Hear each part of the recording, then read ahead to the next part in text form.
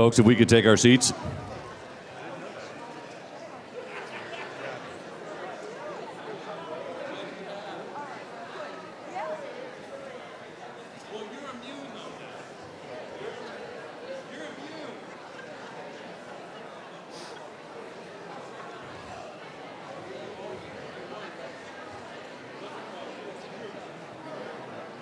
Having been informed by the town clerk that we have quorum, we'll proceed to Article 10.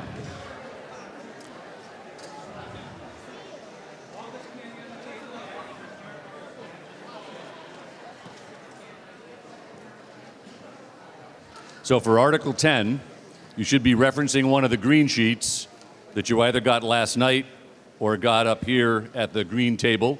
If you don't recall what a green sheet is a document that has been approved by a change from the warrant that has been approved by the submitting authority and approved by the warrant committee. So the green sheet entirely replaces the content you see in the warrant. So you can ignore what's printed in the warrant and just go to your Article 10 green sheet. As you will see in the warrant, there was no recommendation from the warrant committee at the time of printing the warrant. And so the first order of business is to hear from Tom Caldwell, before Tom Caldwell goes anywhere, to hear the opinion of, pardon me, I've got something from the town clerk, excuse me.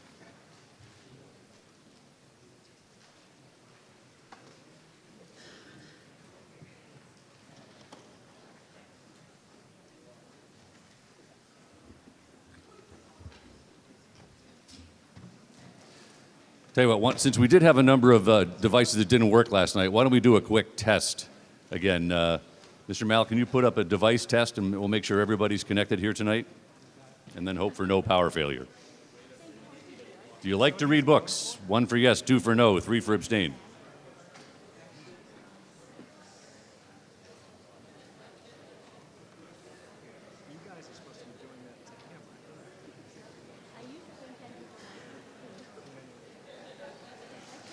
I'm good, thank you. Oh, we got no, you know what? I do like those. You're better. Thank you.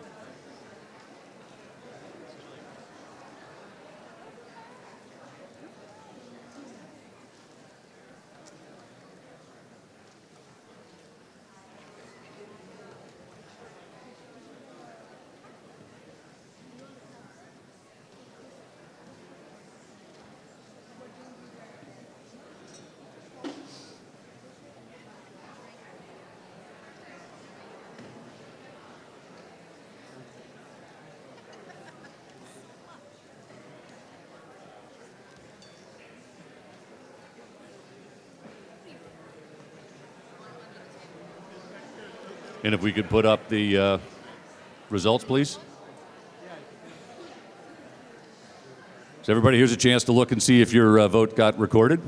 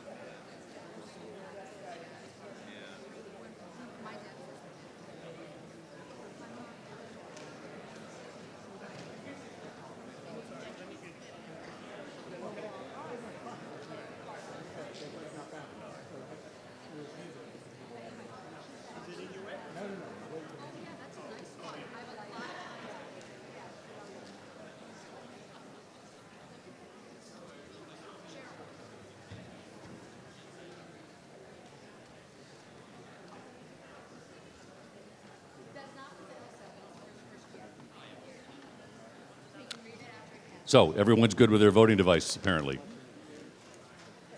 Okay, excellent. Let's proceed to Article 10.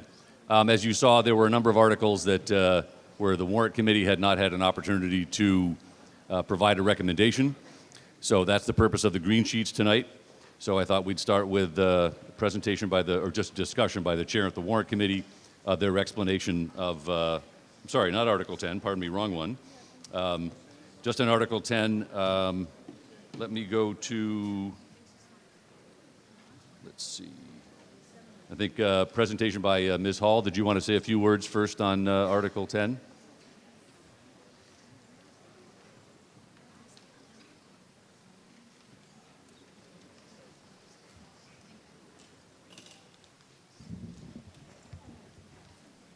Hello and good evening. Is the mic on? Can you all hear me? Is it on? Okay. No, I don't think it's on. I'm too tall. Okay, I'll look that up. All right. Good evening. My name is Meredith Hall. I am the chair of the planning board and town meeting member from Precinct 3. The next two articles that we're going to discuss, Article 10 and 11, I just want to explain to you that there's been a lot of history with both of these articles. The planning board has been working for months to develop these articles. The site plan has been something that has been on the planning board's list for years. It's replacing something that currently exists in our zoning bylaws, which is incredibly vague. And this just is a way, this will just give consistency for the site plan approval process, and it will just lay the table for developers, the planning board, and the residents of Milton, the neighbors of these projects. So with that, I just want to read the purpose, just because this really just clarifies what is site plan approval. The purpose of this section is to protect the health, safety, convenience, and general welfare of the inhabitants of the town by providing a means to determine whether a proposed use of land or structures is in compliance with sound site utilization principles relative to traffic circulation and safety, pedestrian safety, access, off-street parking and loading, emergency vehicle access, stormwater drainage, screening, signage, exterior lighting, visual impact of parking, storage, or other service areas, and consistency with the character and scale of surrounding landscape and buildings. So with that, we have put together a site plan article, which is I can't tell you how much better it is than what we currently have in our zoning. So this is, again, to repeat, replacing section 275-12.4. The article that you have is a green line version. We were still waiting for the municipal law unit to review this. So both this article and Article 11 have both had the department which reviews for the AG all zoning articles that come from the municipalities. So this has had review of that, and we have addressed those. Specifically in the site plan, we were able to address recommendations made by MLU, and recently we have some amendments tonight to the ADU article, which are in response also to some comments that were made before going to the AG's office. So these have been thoroughly vetted. Both these articles, I also want to say, were unanimous by the planning board and voted unanimously by the warrant committee at the time of their meeting. So it's nice to have everyone on the same board. So I'm hoping there are a few amendments that are being proposed, but I'm hoping that we can pass both Article 10 and Article 11 for the benefit of the town. So with that, I think I'll turn it over and we can pull up, would you like to bring up the person who is first making amendments? No, someone else has. First, okay. So asked there are a couple before. people, we'll start with the site plan, Article 10. There are a few, and we did get them yesterday at 3 o'clock and today. But let's not get into the amendments yet, though. They I'm haven't sorry? been made. Let's not discuss any amendments from the floor yet. Not right? yet. No. So that's it, and we do have responses to those items, so. Right, we'll get to those when they're made. Okay, thank you. Yes, Ms. O'Donnell, I think you're first up. You're recognized. Thank you, Mr. Moderator. My name is Kathleen O'Donnell. I'm a town meeting member from Precinct 7 and the newly selected chair of the Zoning Board of Appeals, replacing Mr. Leonard, who we honored last night. I stand up to move to have this article sent back to the Planning Board for further study. There's really, in my mind, no point in talking about amendments to it because I think it has several fatal flaws to it. First of all, there are provisions in here that I think not only are illegal, but they also intrude onto the jurisdiction of the Zoning Board of Appeals, taking care of my turf. I would point out that the Planning Board has limited discretion to deny site plan approval, and they have put language in here that gives them a lot more rights to deny things that are being built as of right. And as the chair pointed out, Ms. Hall, that this is an idea to sort of take a look at projects to make sure that they fit in with the neighborhood that they're in, that the site is appropriate for the use, that it complies with zoning. They can they can deny approval if they find that, first of all, the applicant doesn't give them all the information they need, or doesn't pay the fee, or it doesn't comply with zoning, or the project is of some port that says that I can't impose enough conditions on it to make sure that I've adequately addressed some extraordinary circumstances. But their language is much broader than that, and I think is going to be found illegal if we get challenged in a court of law. Next, the authority of the Planning Board to regulate the interiors of restaurants, bars, and entertainment uses is not in the Planning Board's jurisdiction. That's in the jurisdiction of the Board of Appeals, not the Planning Board. They don't have any right to regulate interiors at all. There's also a provision in there talking about the fact that if you have to do site plan review and a special permit, you have to do them concurrently. The language isn't very clear. Maybe they have an amendment that would fix that up, because there's a question about, well, what's the final action? When do I get to say, okay, fine, I'm done, and I can appeal the decision or not? You have no idea because you have a site plan, special permit. How does that duke itself out? And no one knows.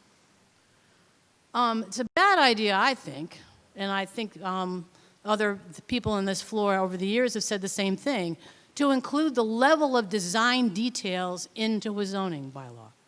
Because you can't change them without coming back here and amending the zoning bylaw.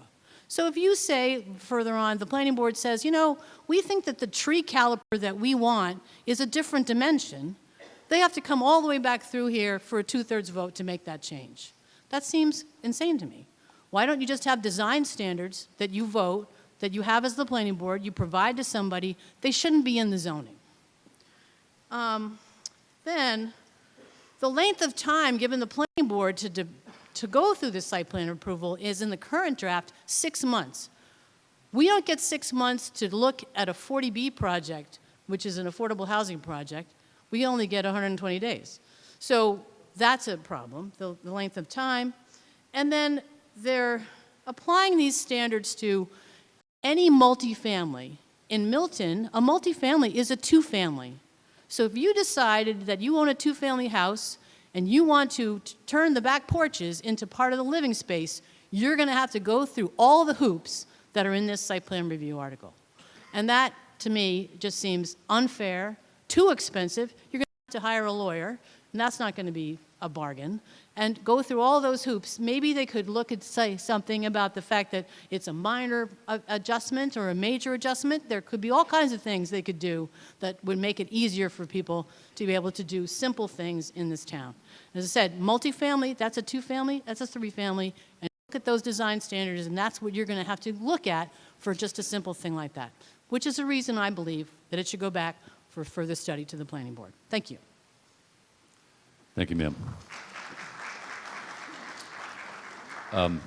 Mr. Furs, you're... That was an emotion, right? Pardon me? Yes. Is that a motion? Did you make a motion, right, ma'am? Yes. Is there a second? Very good. I think, Mr. Furs, did you want to speak to the motion to refer? Hello, Brian Furs, Precinct 10.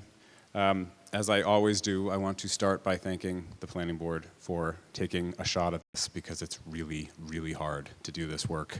I've done it, and it's really tough to do it, and it's even worse to sit here and listen to people complain about it, which is what I'm gonna do now. I was the one that was going to come up and make comments and suggestions, and I'm going to reserve the right to do that if this doesn't go forward. I agree with a lot of what was just said. One of my comments, several were found out of scope, several I can live with. There was one that is very concerning to me, which I just want to add on for a reason that I would ultimately support sending this back. And that is that I think that section FQ in this document is really tricky for me. It gives a long list all the way through the letter Q of things that the board can consider, which I agree with all of. The last one is other aspects of site design that may be reasonably within the spirit and intent of this section. And I have no idea what that means. And it feels very vague and arbitrary to me. And that is concerning in a town where, candidly, we don't go out of our way to make things easy for applicants. So I find that to be a really challenging piece, and if that's out of scope to remove it, then I would have to agree to send it back. Thank you.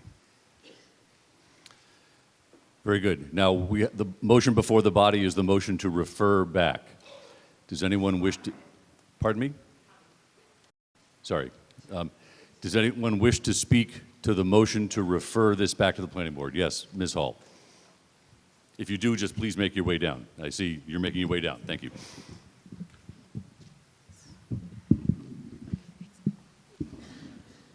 Thank you. To begin, I would just like to ask Peter Mello to come up here and address the legality aspect that was addressed. I think that was inappropriate, but I want Peter Mello to address this, please. Mr. Mello, you're recognized.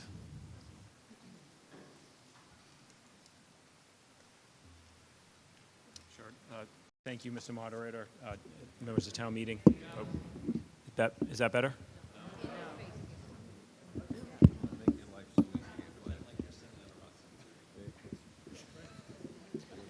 Can you hear me now?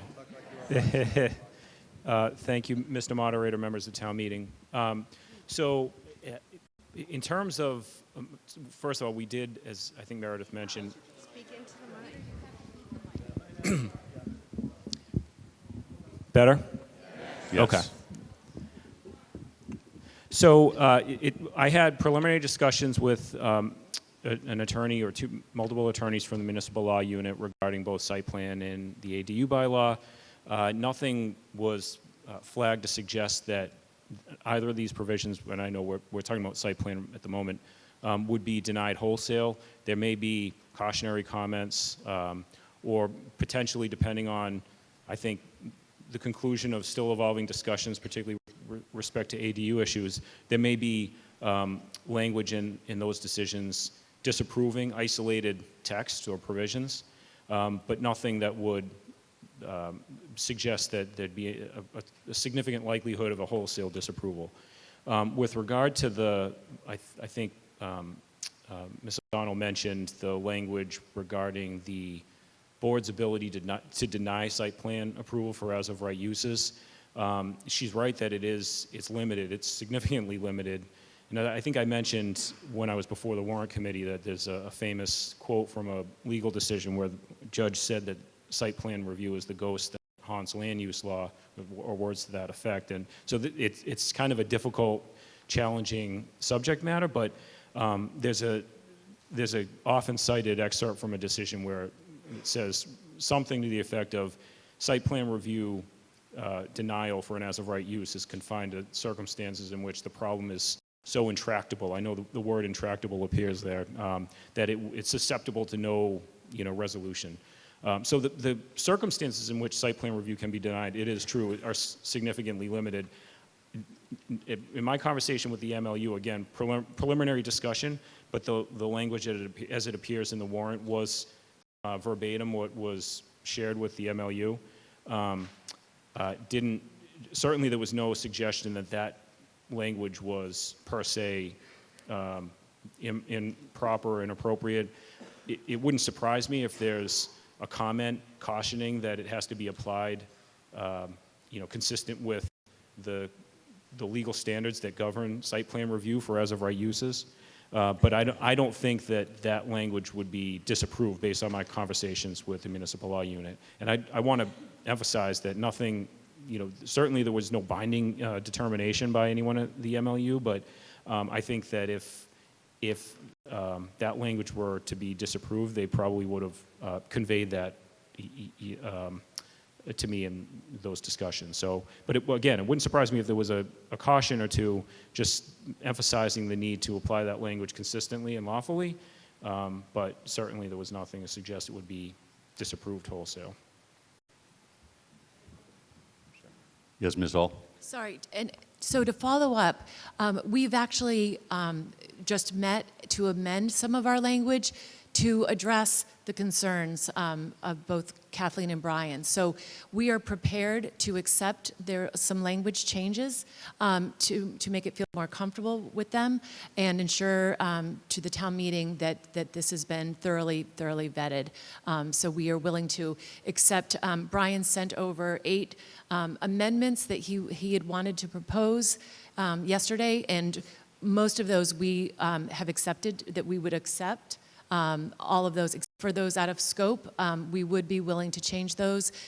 To Kathleen's concern about rejection, it is a fine line explaining how the site plan approval process works, but we would change that language to accommodate that we would put language in to not say reject, but to put in approval language. So we are willing to do those and work with you because we think this legislature was passed, went into effect February 2nd.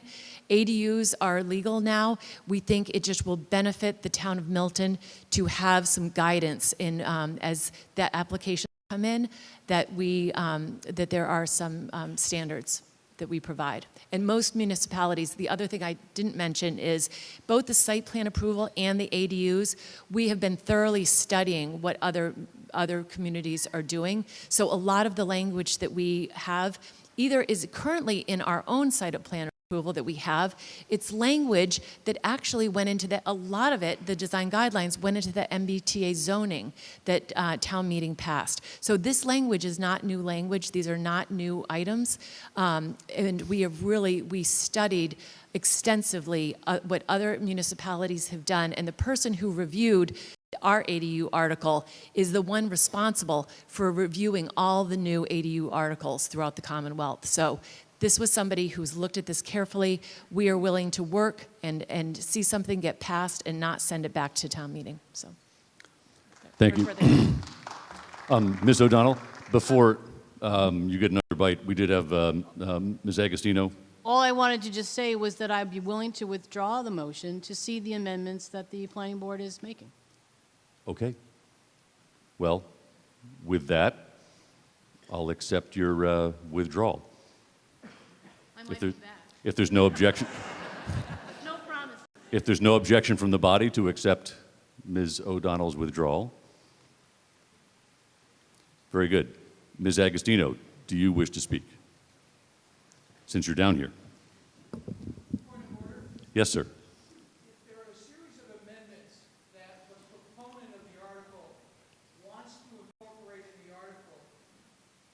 Shouldn't they be accepted as put in as a friendly amendment? And shouldn't our discussion, shouldn't we, number one, know what those are?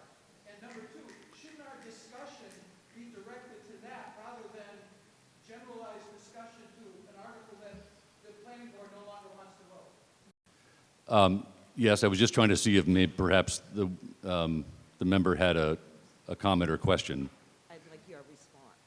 You'd like my response to that? Yes, what we're going to move to now is discussion of the article you see before you in the green sheet, which did have some changes in it that came from the review that Mr. Mello referred to from the municipal law unit. And then we'll see if Mr. Furs wants to get up and make some of his amendments, and then we'll see the response of the planning board. Is that what you're referring to now, Ms. Agostino? Okay. Thank you. Thank you. Diane DiTullio Agostino, Precinct 8. Mr. Moderator, these are directed to you, as the moderator. I had made a promise I was not going to speak, so that we would be done in 2 nights. However, I greatly appreciate that the first motion that I came down to address was withdrawn, and I'm very impressed that the municipal, for those who might be new town meeting members, it's all about the process, and I don't want people to leave tonight confused as to how the vote went, because I know I've gotten phone calls about last night, and so it's about the process, so I appreciate you clarifying anything I might misspeak about the process. To hear that the warrant committee, as well as everyone else involved, the planning board, worked really hard on these 2 articles, and they're very timely due to the new state laws, et cetera, et cetera. So I was very impressed to hear that the municipal law unit, these type of amendments or bylaws that we pass, actually have to get approved by them. So I was thrilled to hear the town council, because that was one of my questions for the moderator in the process. Town council actually reviews everything that goes into the warrant. So it's great that the planning board wants to work with, I greatly respect, these other people have put years into many of the articles that actually control how developers work in our town. And I just want to, hopefully, if you can clarify, if anyone has processing questions along the way, but you've got the municipal law unit has reviewed it, you've got town council having no concerns, graciously, those who have amendments are going to make them, and I strongly recommend that once we get through this and approve it, amendments can always come as we learn more. So thank you very much, Mr. Moderator, for your help.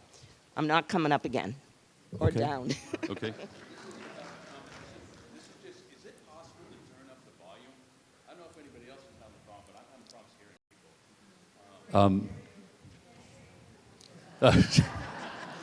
Touche. Yeah. Up in the booth, is it possible? Yet they're waving yes. Thank you for raising that point. Appreciate it. Okay. Now, Mr. Furs, I believe you had some amendments you'd like to make. Why don't you should go through with what you have put in already. So, Mr. Furs, you'd rather defer to see what the planning board has decided to propose? We actually, to try to be more, as efficient as possible, we put a red line together. So there's a red line version, so we can go through quickly. Can we wait to make sure the warrant committee, I think she just got a copy of this before the meeting, so let's give her a second to Yeah. look it up.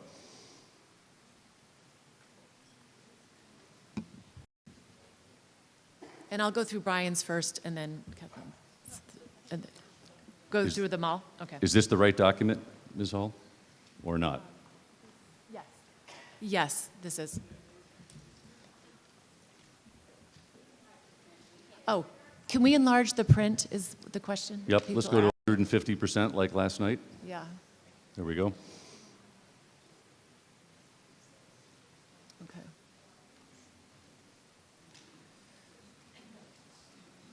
Okay.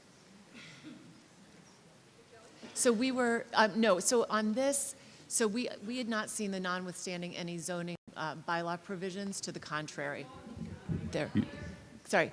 So the notwithstanding any other zoning bylaw provisions to the contrary had not been in a version that we had seen. That was, so I would just need to consult just on that one with the board. Was that? Oh, that was agreed to. I'm sorry. Yes. Okay. Okay. Here we have 12. Sorry. Where?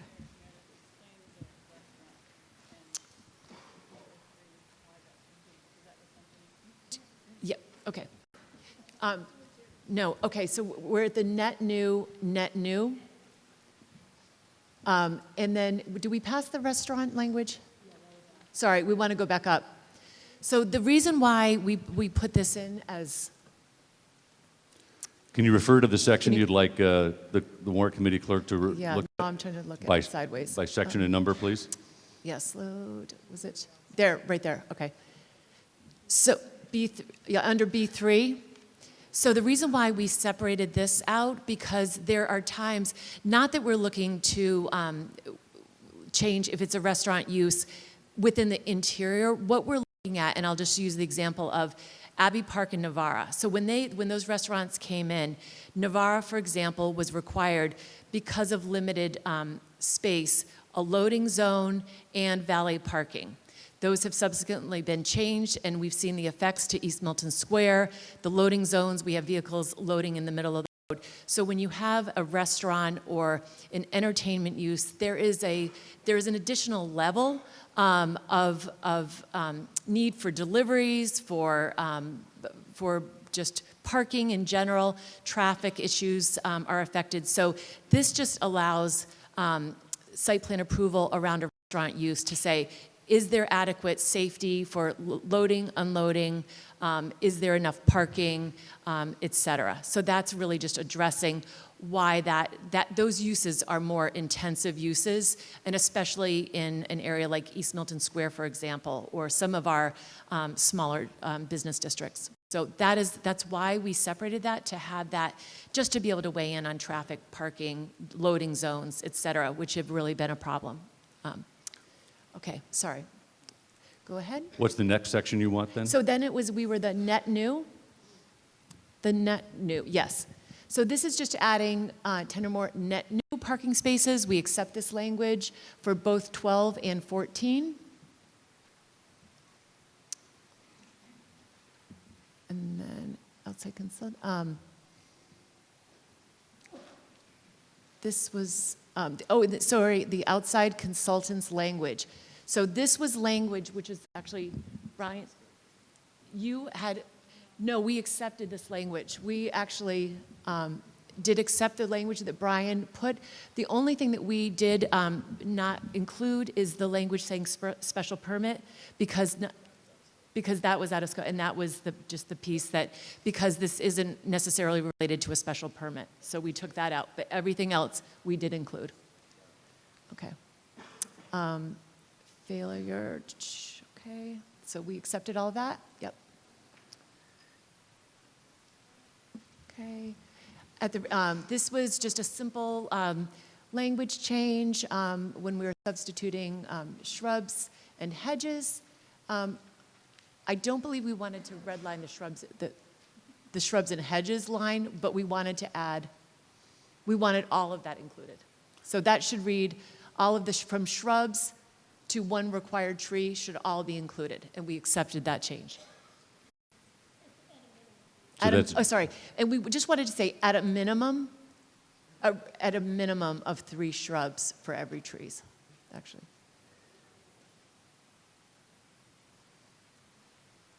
Yes. For every required tree, correct. Great.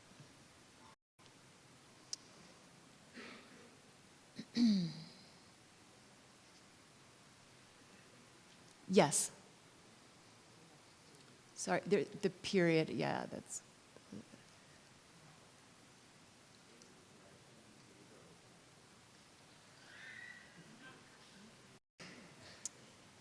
Okay. That was all to be included. Yep, that's all good.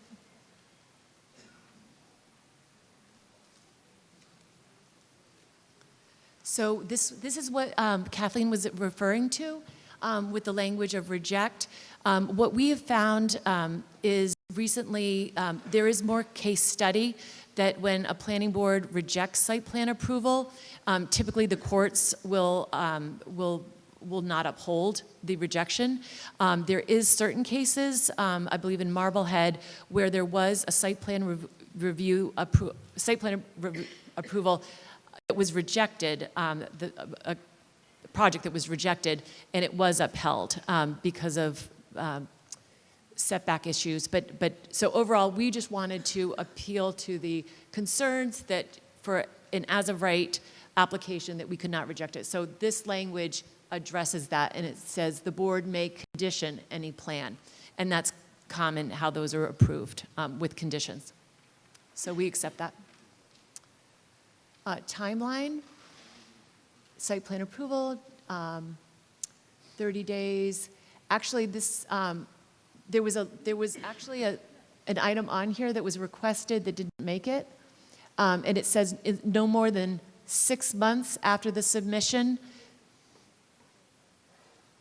Under timeline, instead of saying no more than 6 months after the submission, that was 120 days. So the request that came in was that we change that to 120 days. We did have discussion because oftentimes we are waiting on peer review consultants, especially if it's stormwater management, but we're willing to put this language in because it would really be the applicant's delay, not the planning. So, okay, so we need to change, instead of 6 months, we would put in 120 days. So you did accept that one? We did, yes.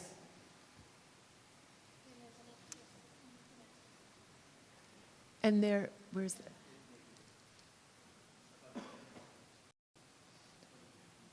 Sorry, can I? And there is one extra sentence that did not get added. And that is following the submission period, it should then say the time period within which final action shall be taken may be extended to a date agreed to by the applicant and the board. Sorry. It's really small font. Okay. Yeah.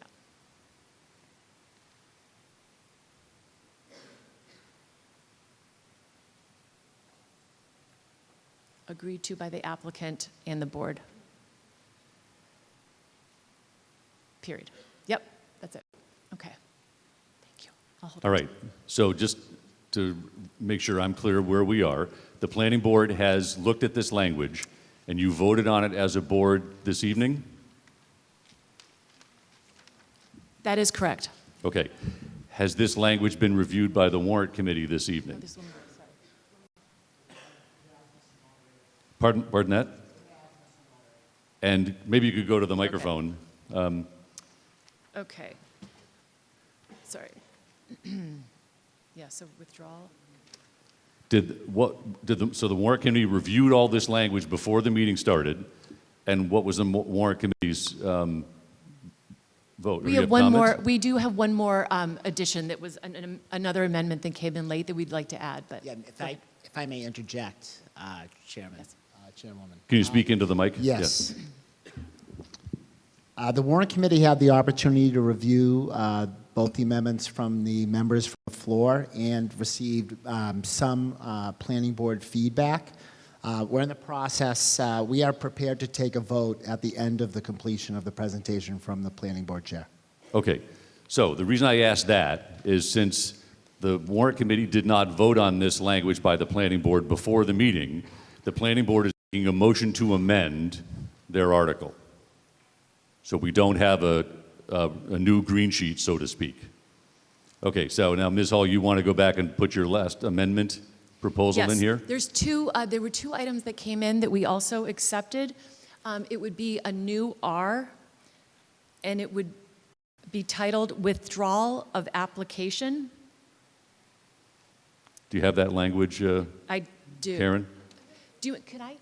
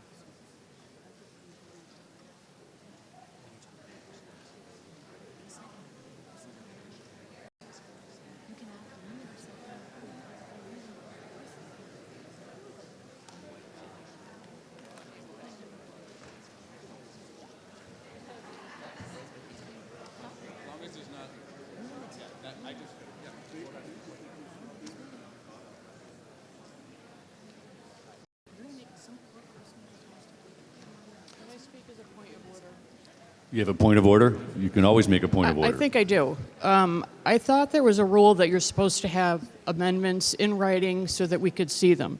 If not on a green sheet, then at least on the board in front of us. This is a long and complicated article.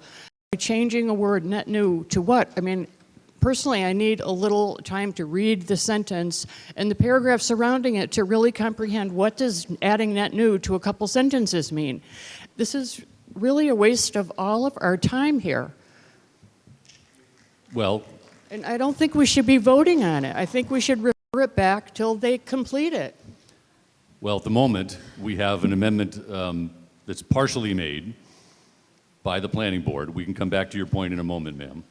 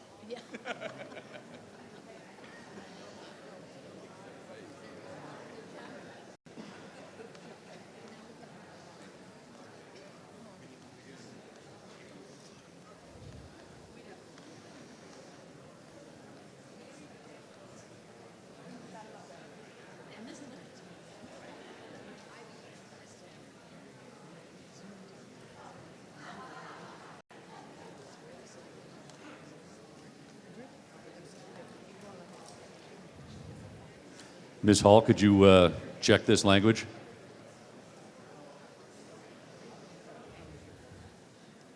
Would one of you be willing to read the changes we've accepted? Ms. Hall, could you check the Yes. language that's here to make sure it's right? Yes, And then I'll ask for a second. okay. An application for a board submitted. Does that look right? What you would submit? Yes. Yes. Would you be willing to stand up? Okay, are all the changes Yes. proposed as an amendment by the planning board now in Correct. this document? Yes, correct. All right. Do I have a Thank you all second? for your patience. I really appreciate it. Do I have a second to this motion to amend? Second. Motion's been made and seconded. Okay. Okay. Now, what we have before us is a fairly lengthy set of motions to amend that have been made and voted on by the planning board. Does anyone want to speak to now these motions to amend? Or ask questions of Ms. Hall or members of the planning board? Yes, Ms. O'Donnell.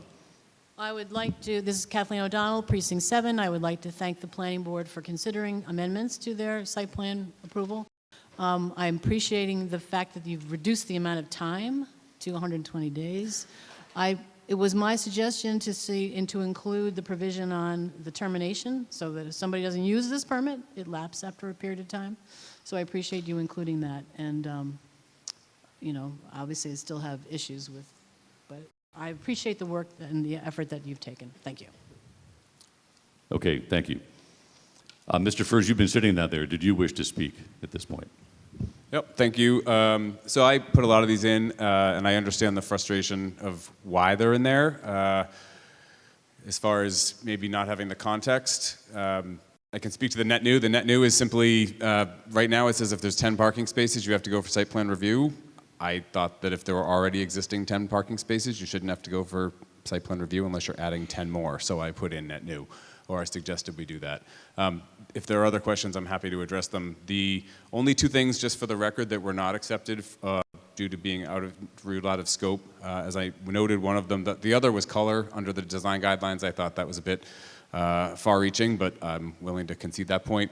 On the point that I stood up for with the what I believe is a bit arbitrary on section FQ, I would be willing to see how the board does, and if we find that the board is being arbitrary, we can come back to town meeting and take that out at that time.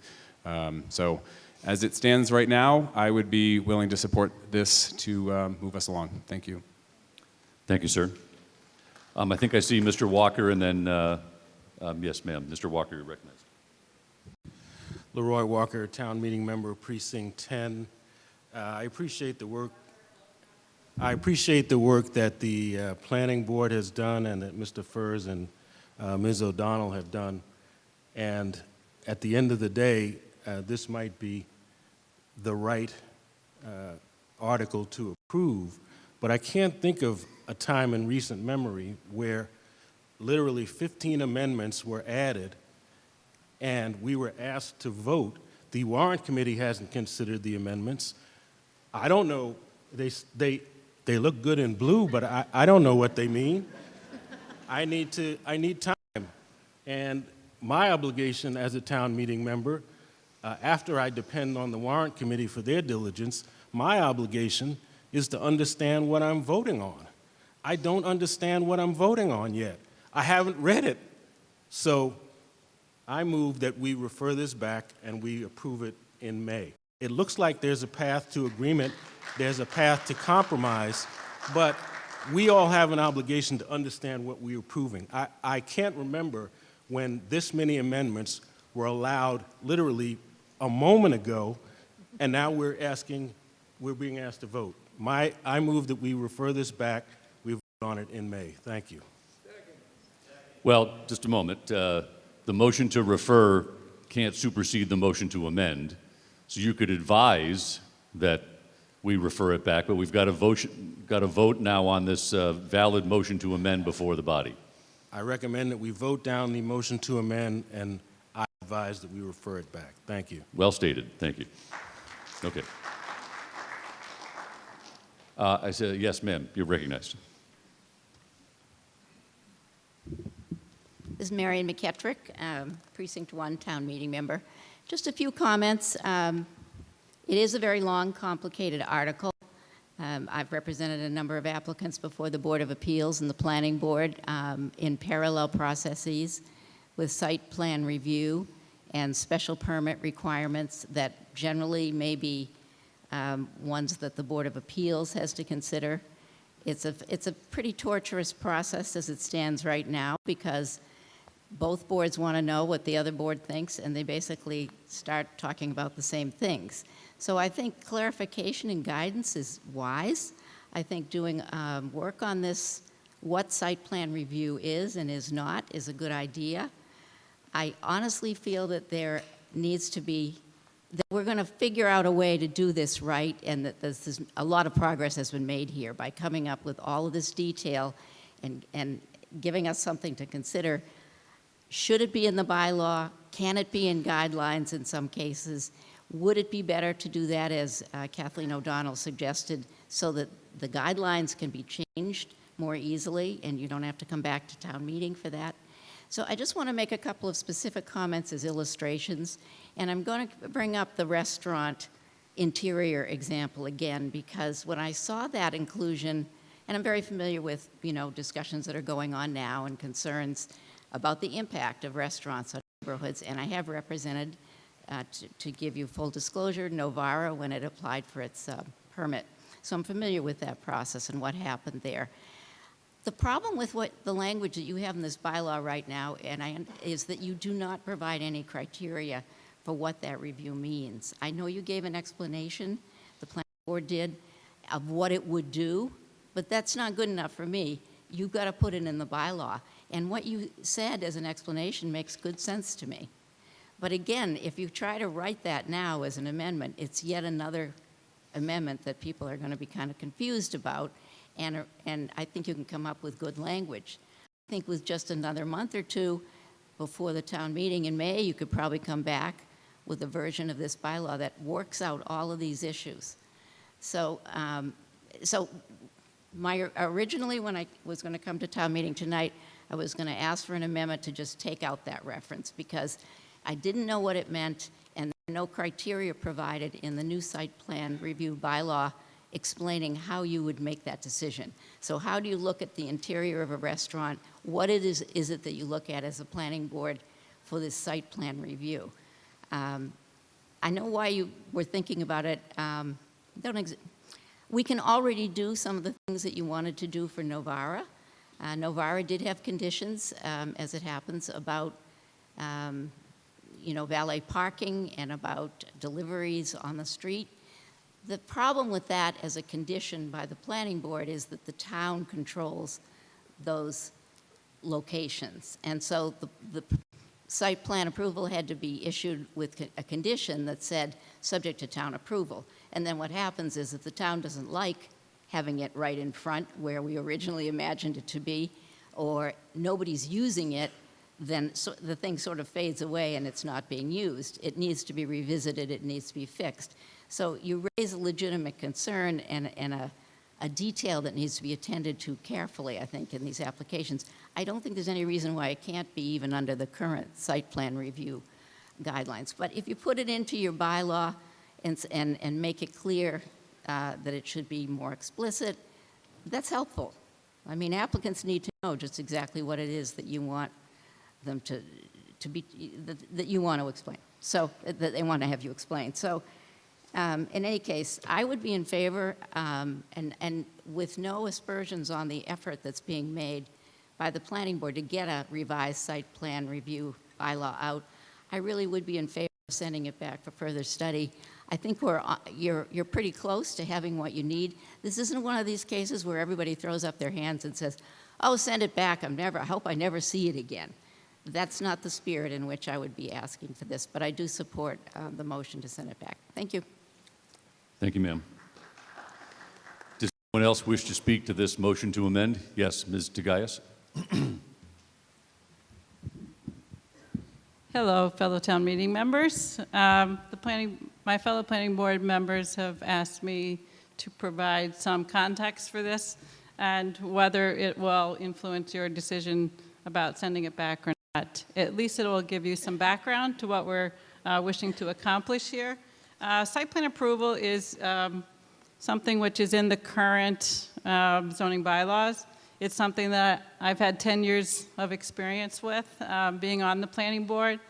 I found that it's very vague. And so when we are looking to apply the criteria or even the submission requirements to an application, we would ask for something, and the applicant might say, well, it's not in your regulations, and it's not in the requirements, so we don't have to submit that, really. And so then we're left making decisions without all the information that we would like to see whether there's impacts on the neighbors that are not being mitigated with the proposal. And so what we're trying to do is give a very clear path for both the board in its decision-making, but also for the applicant and for the neighbors. There's not an application that comes before the planning board where neighbors aren't concerned.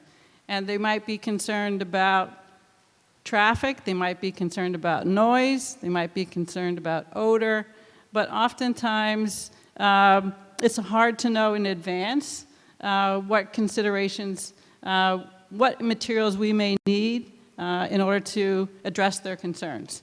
So we tried to make it clear in this amendment what we are looking for so that we can be more objective and less subjective in our decision making.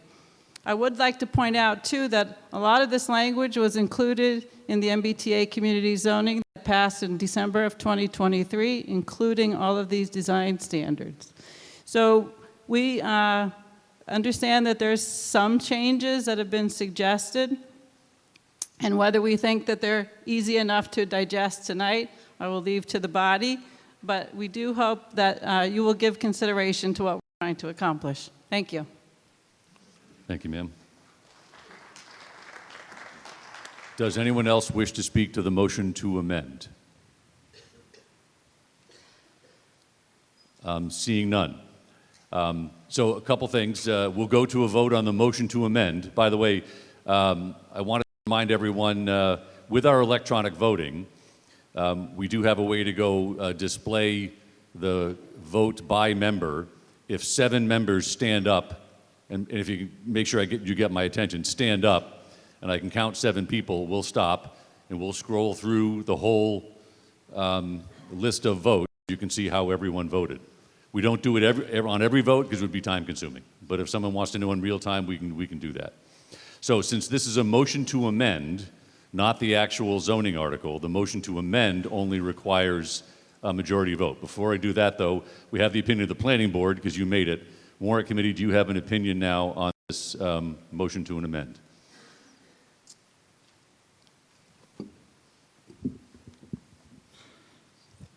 Thank you, Mr. Moderator. Tom Caldwell, Town Meeting Member, Precinct 6, and Chair of your Warrant Committee.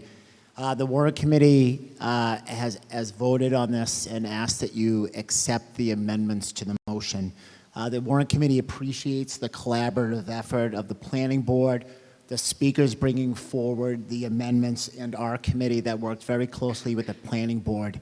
I also agree with one of the speakers here. This is a complicated article. The Warrant Committee, while we have lawyers and actuaries and CEOs, we are not municipal land use attorneys or have lots of experience in that realm.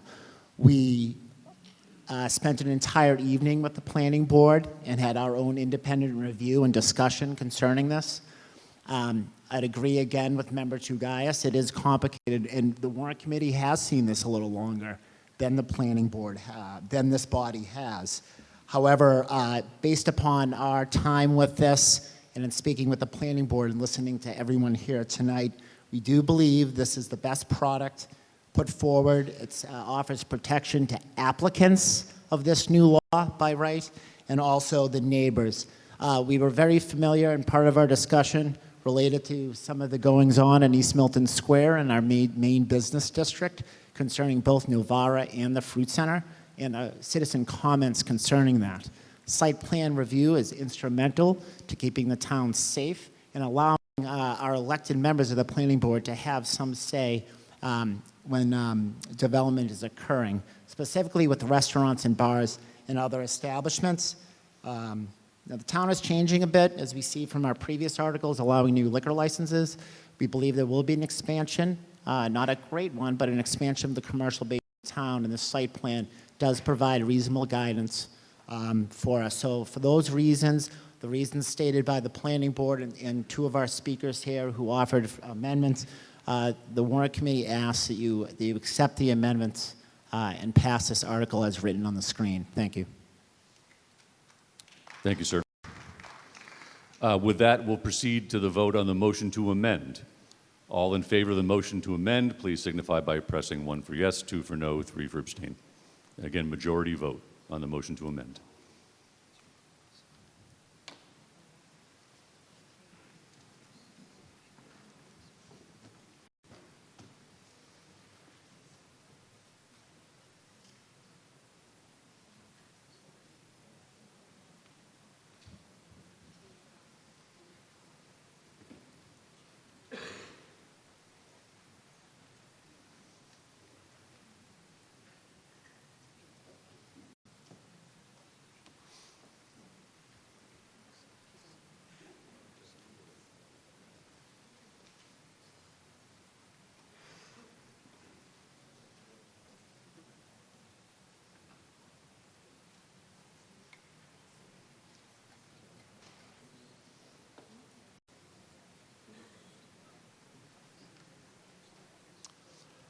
The motion to amend passes by a vote of 177 to 35, with 3 abstentions.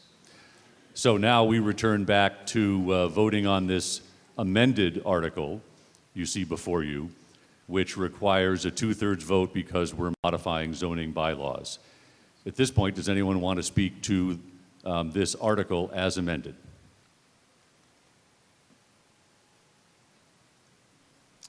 Ms. O'Donnell. I revive my motion to refer the bylaw back to the planning board for further study. Sorry, you said you would like to refer it back? Yes. Yes. Okay. Is there a second? I make that motion. Okay. Motion made and seconded. Does anyone want to speak to the motion to refer this back to the planning board for further study?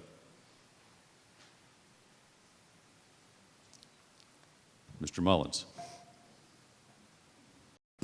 Peter Mullen, Precinct 2.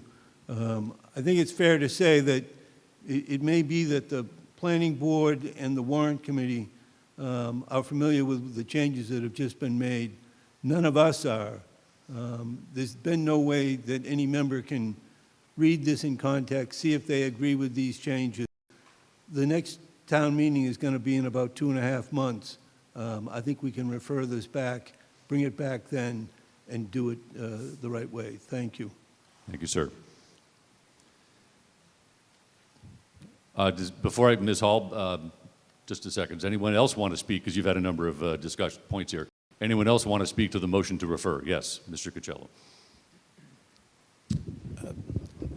Anthony Ciccello, Precinct 4, town meeting member. This is sort of related to the motion to refer back and not. Maybe it's sort of to the substance of the article, but I think it's relevant. It's something certainly I want to have a better sense of, and others may.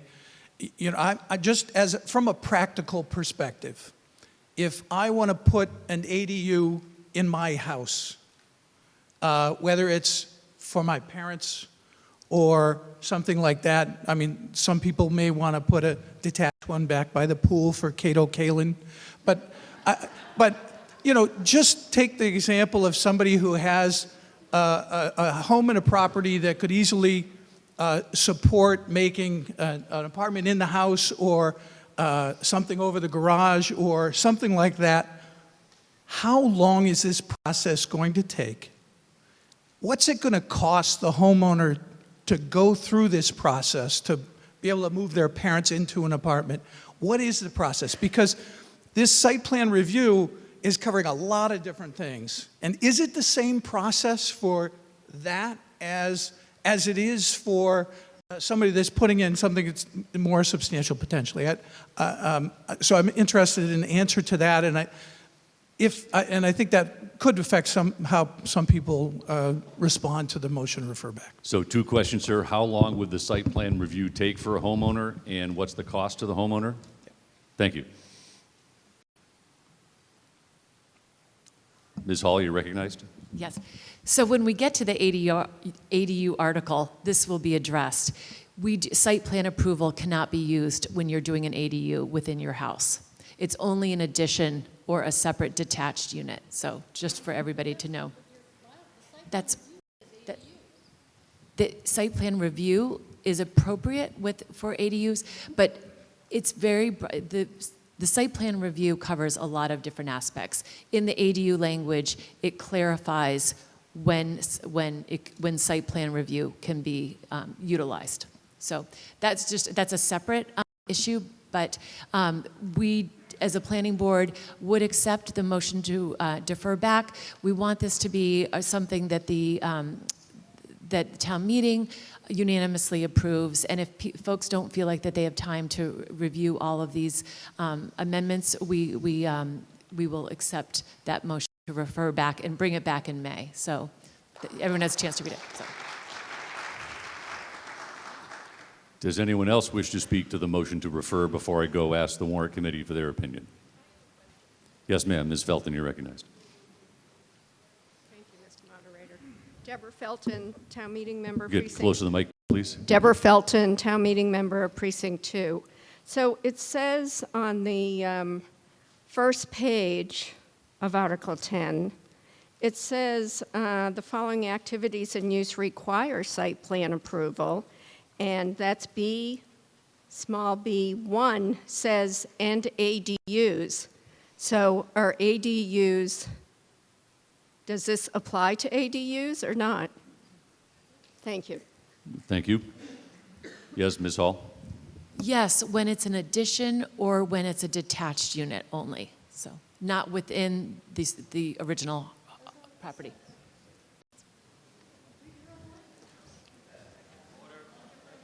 Ms. Hall, perhaps you could clarify. I think members have some questions about that.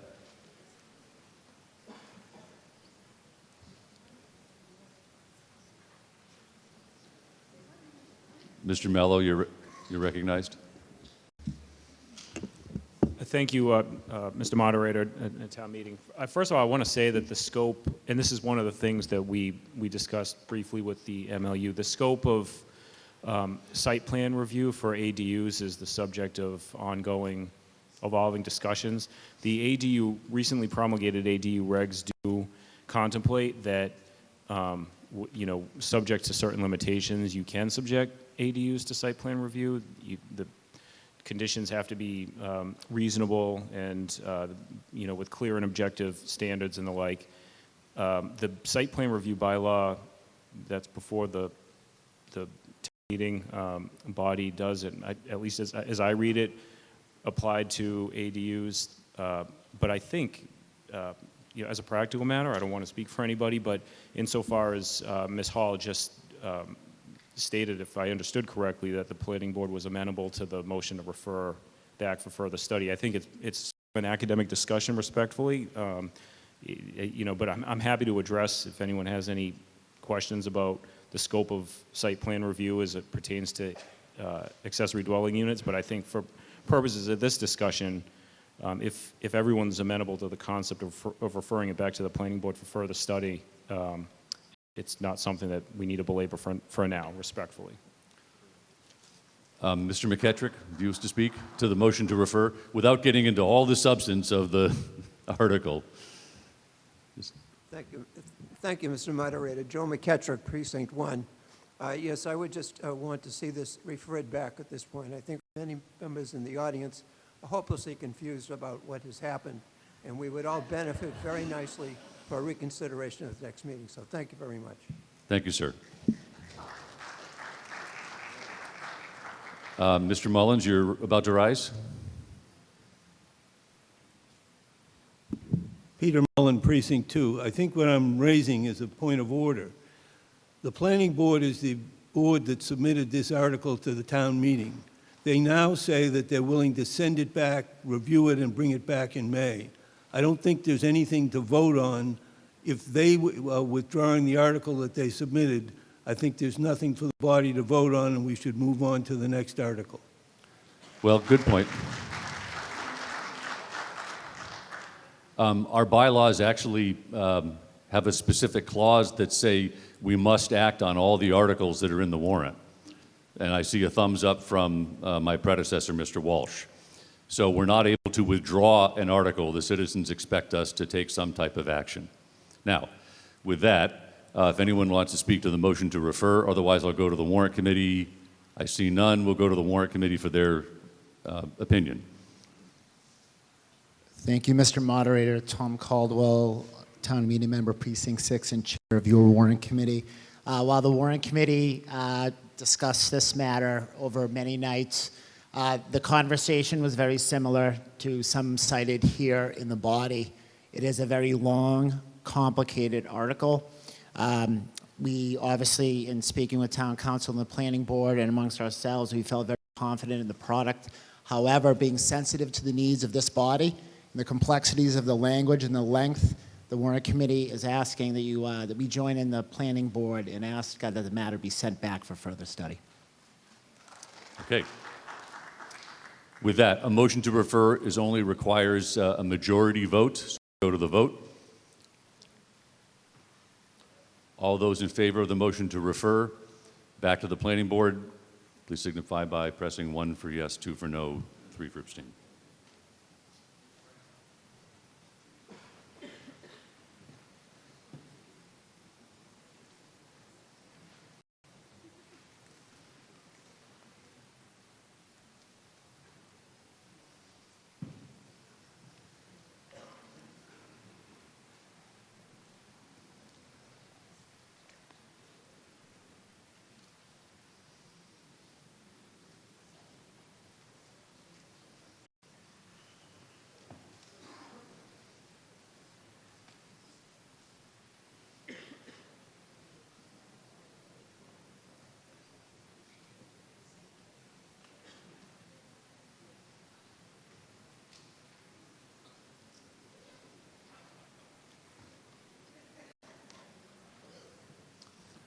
The motion refer carries, voted 202 to 10 to 2 abstain. Very well. With that, we'll go to Article 11. You also have a green sheet, should have a green sheet in your hand from Article 11 that was available up on the table. We'll put that green sheet up. With the green sheet, I think something similar has happened. We've had some changes that came in, I believe, by the, from the Planning Board and by the Warrant Committee, so that's why they've been approved as a green sheet. The Warrant Committee doesn't need to make any comments to this. I think I'll start with Ms. Hall to recognize you about this ADU article. Meredith Hall, Chair of the Planning Board, Town Meeting Member, Precinct 3. This will be much simpler, I promise. So after we drafted our original ADU article, the HLC actually came out with their regulations. So we were then able to send our article to, which thanks to Peter, was sent it to the municipal law unit to review. When they reviewed it, they came back with some very minor things, and we thought we'd rather address it now so everything would be clean going through to the AG. First thing, because we had to draft this really in record speed because the ADU was going to be passed before the regulations were finalized. So when we put in the first two items, the amendments are in the definitions section. It's a small tweaking of language because we took we copy and paste, we took from the website, the state website, their definitions, and then at some point they tweaked some of their wording. So we just wanted our definitions for lot and single-family dwelling to match exactly. So those two items have very slight amendments on those. Can you, I'm sorry? Oh, can you back up? Yeah. Also, could we, well, I was going to get there as soon as our clerk is It's back. in the yes. definitions section. Yes, you can find it. Ms. Bothell, could we go to 150%, please? Thank you. Under dwelling unit, this is exactly what the state provides, the Department of Housing, so we wanted that to be consistent. I think she has to make some Yeah. slight edit, and we're back.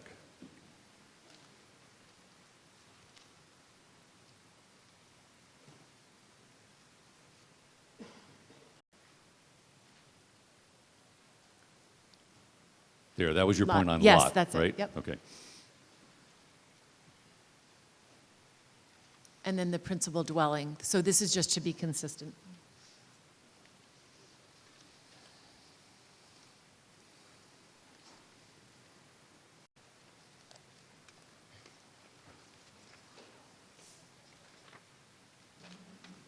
Are there any other changes you wish to highlight for the body?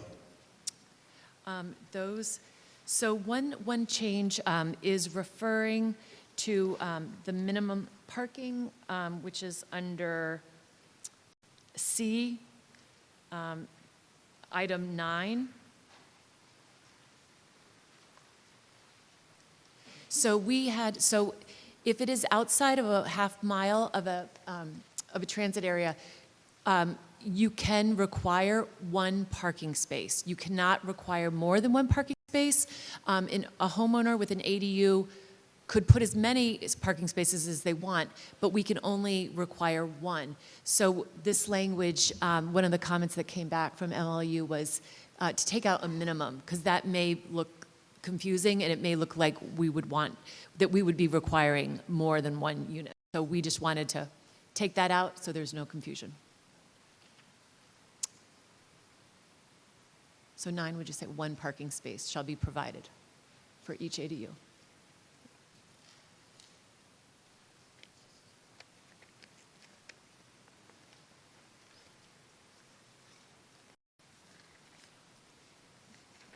And were there any other changes, ma'am? Okay. And then, yeah, if you scroll down, design standards, keep going. Yep. This was just the green line.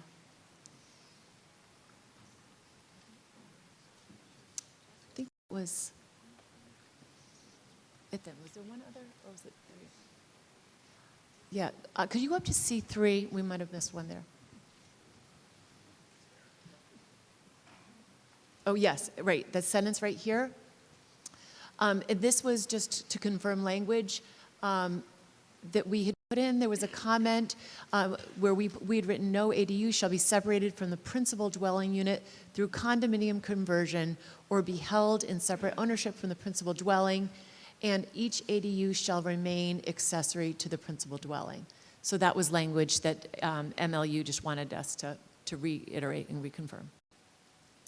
So those are the only changes.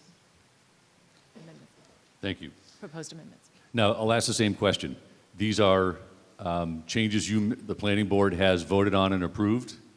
Correct. Mr. Caldwell, just briefly, did the warrant committee vote on these changes before town meeting tonight?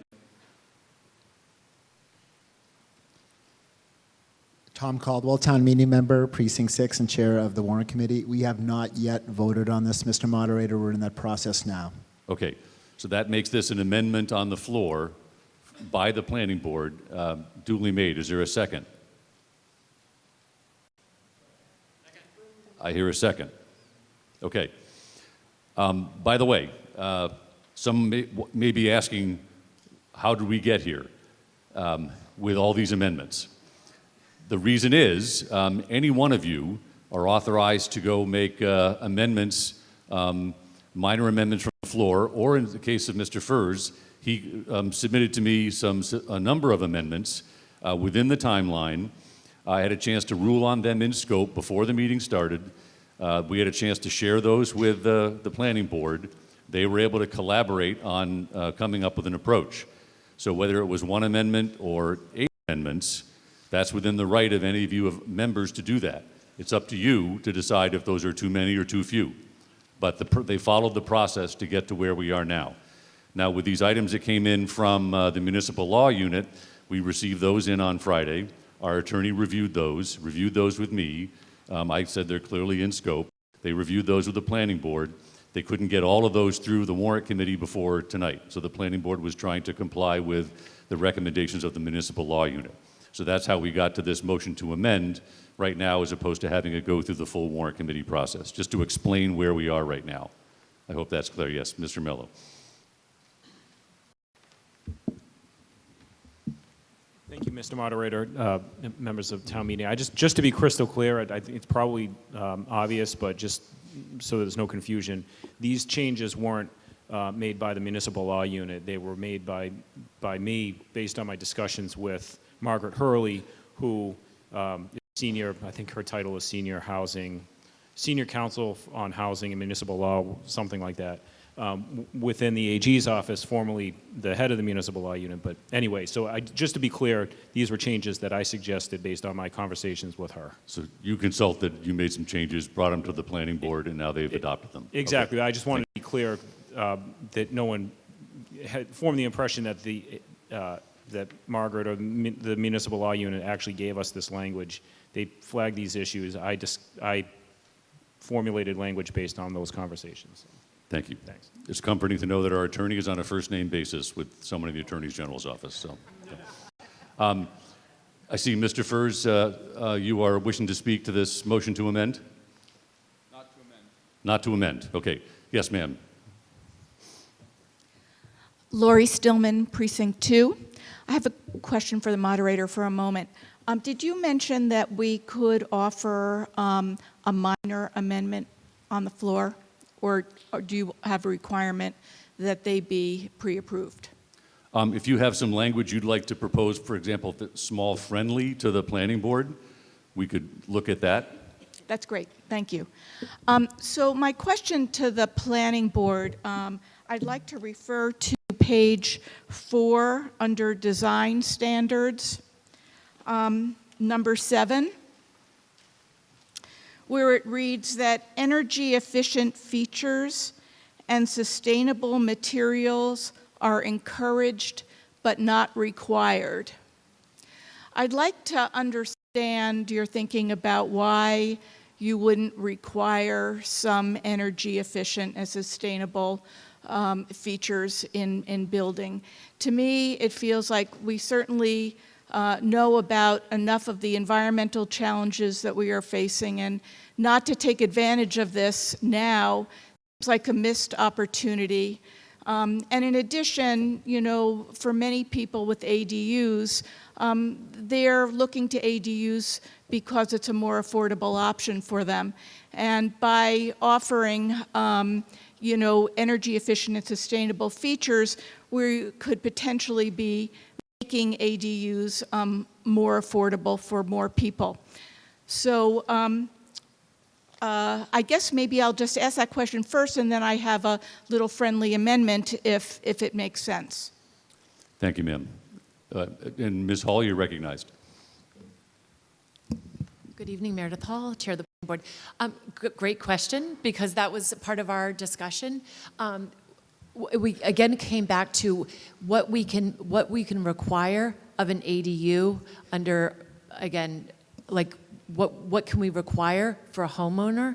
We can really only require that a homeowner puts in what is in the building code and is what is in the stretch energy codes. So we can't mandate that, as wonderful as it would be to say, you have to have solar, you have to do certain things. That's not something we can mandate, but we at least wanted to encourage that because we do believe in encouraging the sustainable principles. So. Okay, then I won't offer a friendly amendment in that regard because it doesn't look like it would hold water. But I do have another possible friendly amendment that I'd like to offer. And it reads as follows, and then I'd like to explain the rationale. it would be a number 8, and it would say, it is recommended that radon-resistant construction techniques for new construction will be incorporated into the design of the ADU. And again, we're saying it is recommended, it is not mandatory. And I'd like to say why I'm recommending that. Radon is an invisible radioactive gas. It is undetectable by those of us living in those dwelling units unless we test radon with a testing kit. Radon is the #1 cause of lung cancer for non-smokers, and Milton has high radon rates. A number of jurisdictions around the country that have high radon rates incorporate radon-resistant construction techniques into their standards. It costs very little to do, and it prevents people from having to mitigate radon later on. The Massachusetts Department of Public Health in January did its first review of the existence of radon in different communities. And in Massachusetts, in Milton, they found that 1 in 2 households had higher than recommended radon rates. And 1 in 5 houses had very high radon rates. This could help to mitigate the problem by taking a preventive step. Again, it wouldn't be required, but it wouldn't hurt to put that language in there. So I would like to recommend that as a friendly amendment, and if it's not accepted, to at least encourage any new ADUs to incorporate those mitigation procedures. Thank you. Thank you, ma'am. So first off, we don't need a second on a friendly amendment, which is why I didn't ask. Could you hand the language to the planning board so they can see exactly what you've suggested?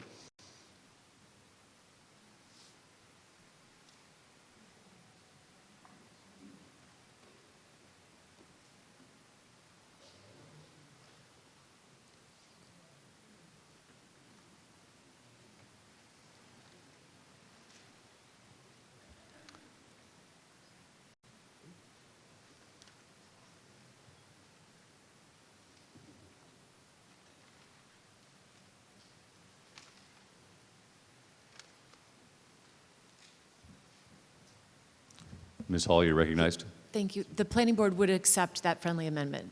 Yes. Okay. Included. So can you now hand that to the warrant committee clerk, since we've now modified this amendment so the body can see what the change is.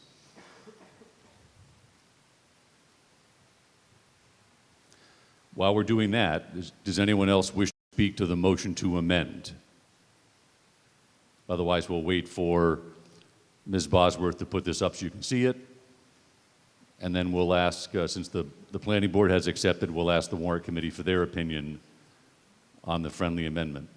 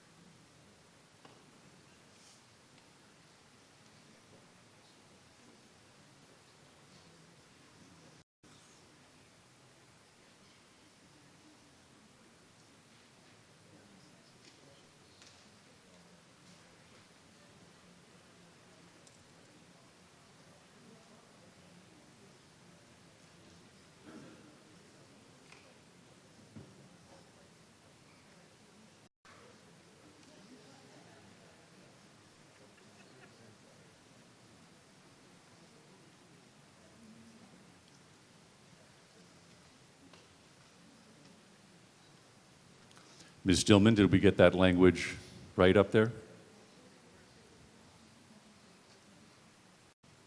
I'm looking looking around for Ms. Stillman to see if we got the language right. There, yes, thumbs up, very good. Okay, we'll end debate on that. Warrant Committee, if you could take a vote on your opinion on the friendly.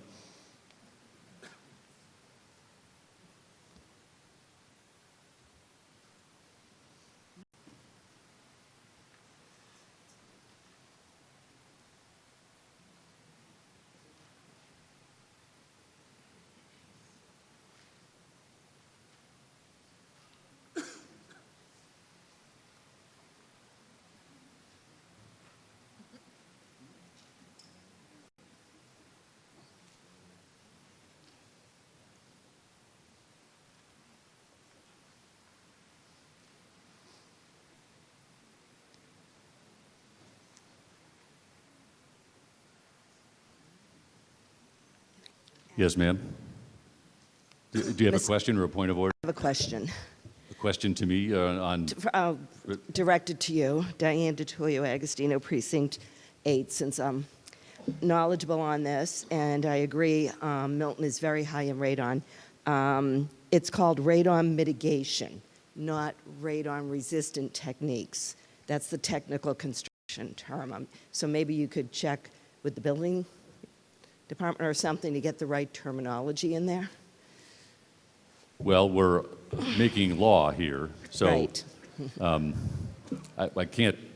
So, Ms. Stillman, perhaps you offered this amendment, this friendly. Perhaps you could give your reason why you chose this language. There's a difference between doing radon mitigation and what I am suggesting as incorporating radon-resistant techniques. Radon-resistant techniques is an official term. It's a preventive way of addressing radon. Mitigation, the definition of mitigation, is to get rid of a problem already. This is a preventive precaution, and it is the correct terminology. I looked it up and I spoke with the Mass Department of Public Health Radon's program. Thank you. Thank you, ma'am. Warrant Committee, do you have an opinion?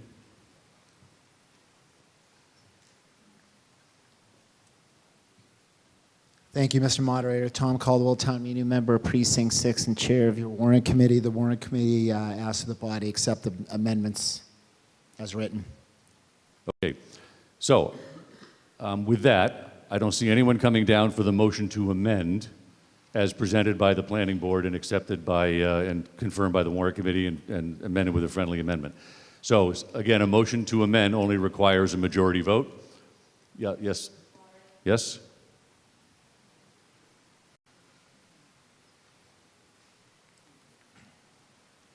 Tom Caldwell, again, Town Meeting Member, Precinct 6, and Chair of your Warrant Committee.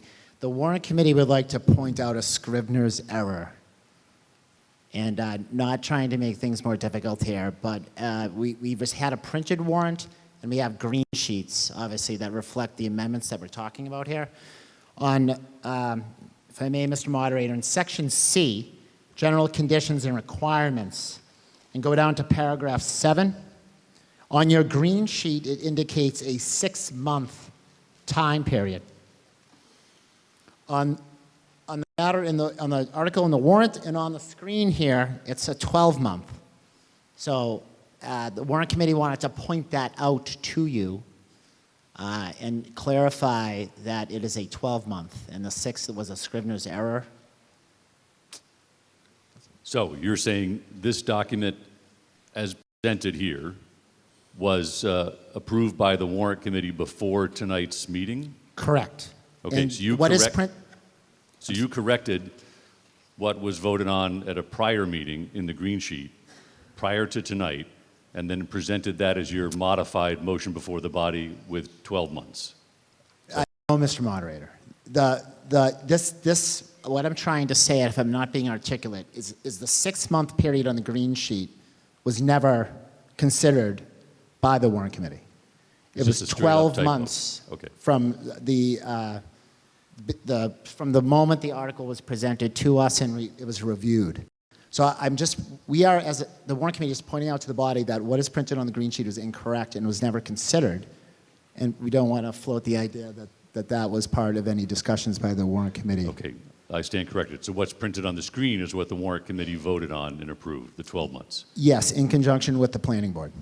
Thank you. Okay, with that, we'll now go to the motion to amend. If we could put up the poll. Again, majority vote. All those in favor of the motion to amend, 1 for yes, 2 for no, 3 for abstain.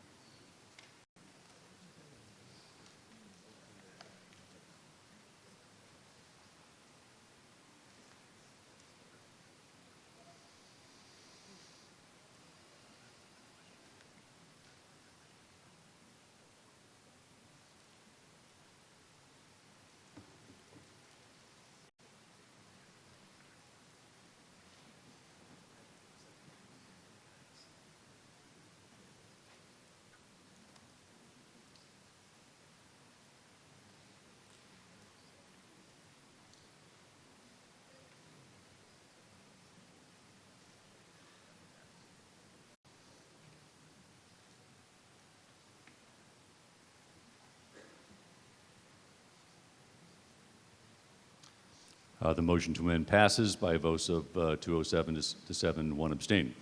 Now we'll return back to this article as amended. And Mr. Furs, I think you were sitting first on this. Would you like to speak? Brian Furs, Precinct 10. I have one major concern with this article and a few smaller ones. I'm going to tell you what they are. Then I'm going to make a motion to send it back because I don't want to get into what we were just in a few minutes ago. And then if you vote to not send it back, I'm going to get up and make some amendments. My major issue with this is with section E2. And this hopefully addresses some of the question that one of the previous speakers asked about how long it would take to add an ADU to your property. It says creation of an ADU and an expansion of an existing principal dwelling or attached accessory structure shall require site plan approval by the planning board in compliance with the provision of this section. Based on Massachusetts state law now, an ADU is a by right use. If you want to add a structure to your property that meets with all of the zoning regulations and it happens to have an ADU in it, I don't understand why it has to go back for site plan review. If it does have to go back for site plan review, if you want to put an addition on your house or put a garage next to your house with an apartment over it for your child or your spouse or your parent or whoever, you can refer back to what will probably be our new site plan guidelines in May from everything I just heard.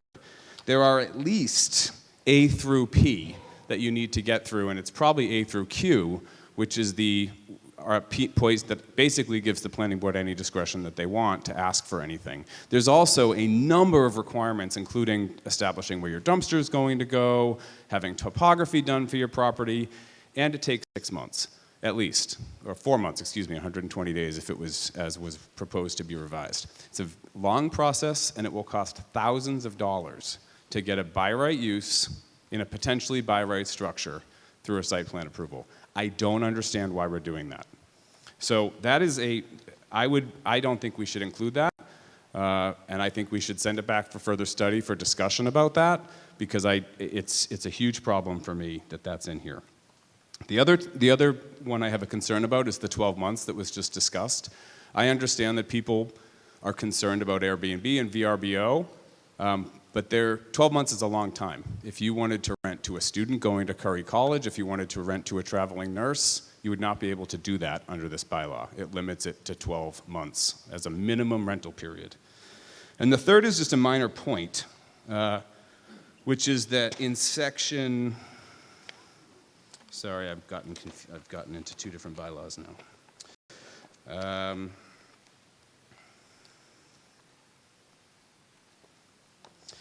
Section C, number 9, it's on the parking that we discussed a little while ago. In the definition section, we define a transit station: subway station, commuter rail station, ferry terminal, or bus station. In section 9, rather than use the definition of transit station, we again say bus station, commuter rail station, or trolley stop. We neglect to put in commuter rail station or ferry terminal, and we add trolley stop. Not going to wonder why we're doing that, but I have some ideas. So in any case, I would suggest that we use the definition, or we just use the defined term down there as opposed to having a new definition. So in section 9, I would be looking to add more than 0.5 miles from a transit station. All of that said, based on what just happened a little while ago, I'm going to make a motion that we send this back for further study to be reconsidered for May, and I'll be back in a few minutes if that doesn't pass. Motion is made and seconded on a motion to refer.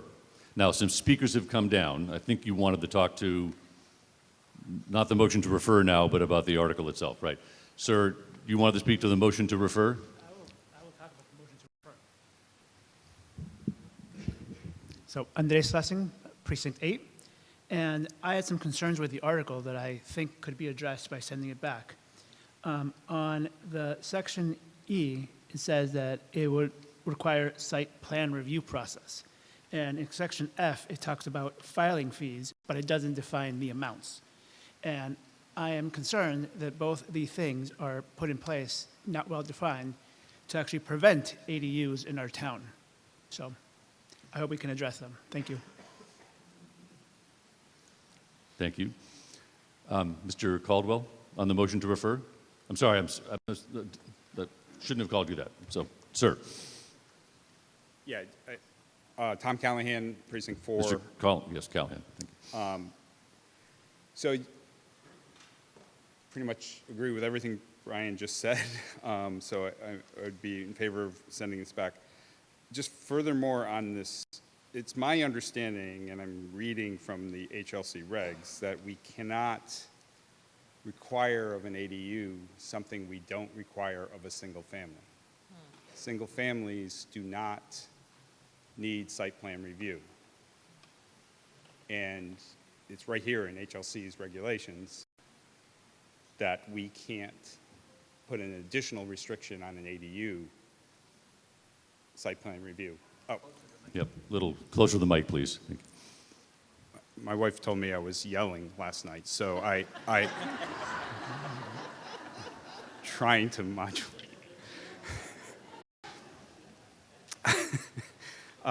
So from the HLC regulations, that as I read it, and I'm not a lawyer, but it says that we cannot put an additional restriction that we don't also apply to single-family homes. If you're building a single-family home from scratch in Milton, we do not require site plan review, but we would under ADU. So for that reason and all the other reasons, I support sending this back. Thank you. Does anyone else wish to speak to the motion to refer? Seeing none, a motion to refer is a majority vote. We'll put up the poll. I'm sorry, I didn't check with the planning board. What's your opinion? Sorry, jumped ahead. Thank you. So as Peter Mello has explained, site plan approval is allowed under for an ADU. One of the things that I meant to mention is the site plan approval. One of the things that it's utilized with is anything that falls under the Dover Amendment. For those of you who, some may know, some may not, but a Dover Amendment is, would be an example, a preschool that was built, like the Goddard School, where the Hoosick Club was, the Gardner School. Those are Dover Amendments. A church would be a Dover Amendment. That when we had the structure on Robbins that was, some people were very concerned about, we really could not reject that, but we could put approvals on that, and that was subject to site plan review. The ADUs have been classified under the Dover Amendment, and so for that reason, site plan review is allowed, as again Peter Mello has stated.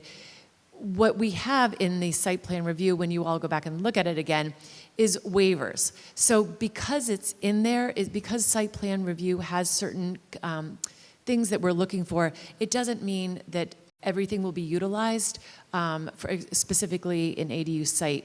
What site plan review is helpful with is when somebody's putting a structure, a new structure in their backyard, which is you know, most likely a residential neighborhood with neighbors. It is helpful sometimes to come before the board and say, well, have you thought about this? Is this something that you might consider doing? Because this would be helpful. This would be less detrimental to a neighbor. This is just something that would be a guiding tool, but not necessarily everything would be implemented, and I would expect the process to be incredibly swift with any ADUs that came before us. So that is the 12-month, I'm sorry. So we were looking, because this is part of the ADU regulations, it does not need to be owner occupied. We were thinking of what we would want to be consistent with when you go to any of the rental properties in town, would all ask you to sign a 12-month lease. When you go through looking at MLS, that is what is typical.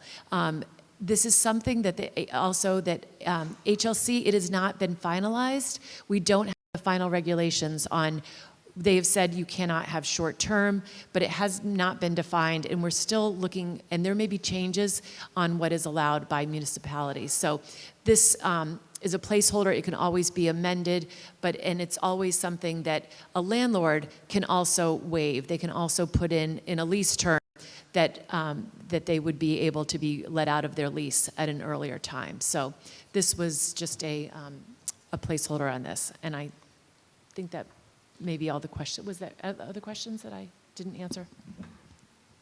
Would you have an opinion on the motion to refer? I would have to ask the planning board on that. Yeah.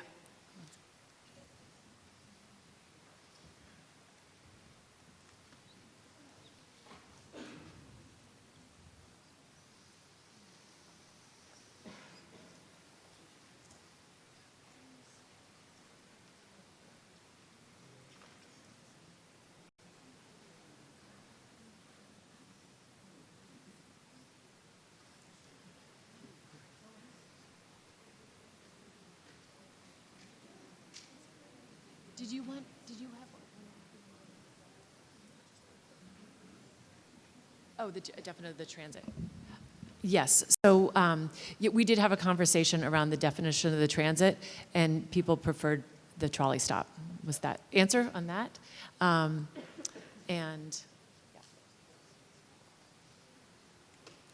Ma'am, does the planning board have an opinion on the motion to refer?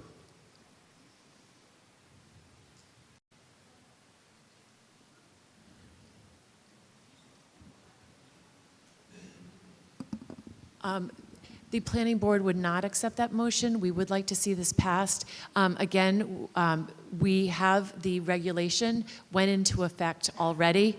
This is something that we can always amend. There's changes. Peter Mello, as he has described, this is very fluid. All of this is happening. There's a lot of things that have not been finalized, but I think it's better that we have something in place that we can amend rather than not having anything at all and exposing. So we would like to have a vote on this. So. Thank you. And warrant committee? Yeah, we're done with debate just on the motion to refer, and then we'll come back.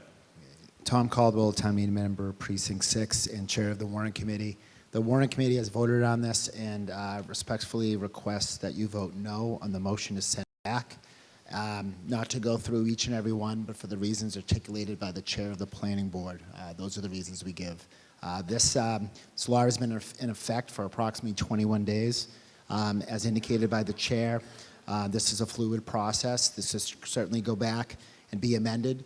We did have a very vigorous debate regarding the rental period, and eventually decided to agree on the 12-month period. This could, the main reason that we agreed with the 12 months, obviously this is up to landlords, but for continued continuity in our neighborhoods. But those are the reasons as to what was pointed out as to the 12-month. But again, we reiterate for the reasons stated by the planning board that you vote no on the motion to send back. Okay. Now we'll go to the vote on the, yes, ma'am?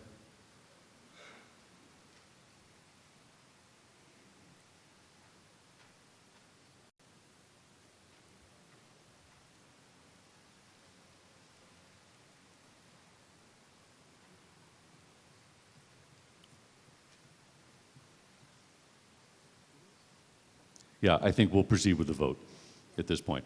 Okay, if we have the poll up, again, majority vote, all those in favor of the motion to refer this back to the planning board for further study, 1 for yes, 2 for no, 3 for abstain.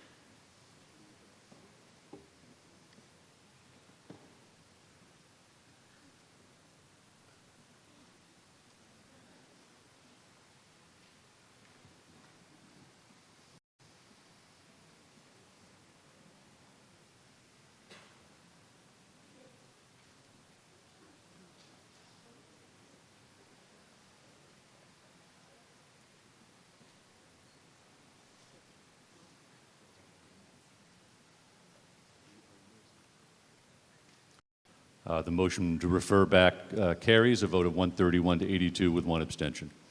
Okay, so we've closed out Article 11 now with a motion to refer back. With that, we'll go to Article 12. Article 12 also has a green sheet. Again, you should have picked one up. It is recommended in the green sheet that the town vote to refer the article back to the select board for further study. Again, as a green sheet, it was approved by the warrant committee with that recommendation. Does anyone wish to speak to this article to refer back for further study? Yes. Thank you. Erin Bradley, Select Board Member, Town Meeting Member, Precinct 4. The Select Board voted earlier today, and we'd like for this to be referred back. Easy peasy.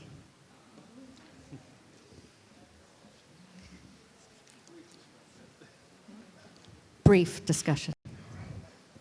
Does anyone else wish to speak to the motion to refer back? Would anyone mind if I took a voice vote? Go for it.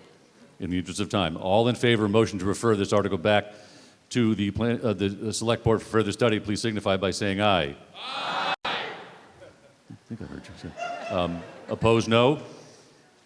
It's unanimous. Thank you. We'll go to Article 13. Another green sheet, if everyone has the green sheet on 13. This is light trespass. However, there has been a change. And I think I'll go to Ms. Bradley for an explanation. Now, I'll read the recommendation. It was recommended that the town vote to refer the article back to the Select Board for further study. That's just a recommendation. And now we'll have Ms. Bradley speak to, what would you like to speak to, Ms. Bradley? Article 13, and the Select Board voted earlier today to propose an amendment. Okay. We'll tell you what, since we have a motion to refer on the floor, I think we need... Nope, not for 12. 12 can go away. Sorry, I'm on 13, I think, right? Yep, so 13, oh yes, sorry, yes. Yes. So 13, we have a motion on the floor by the warrant committee to refer it back. But would you like to say that as the opinion of the Select Board, you would vote against that? Because you want to pass this now? Is that it? We didn't, ooh, sweet baby Jesus. We didn't take that. Yes, we voted yes with 1 abstention. So yes, we do want to. That's what I said.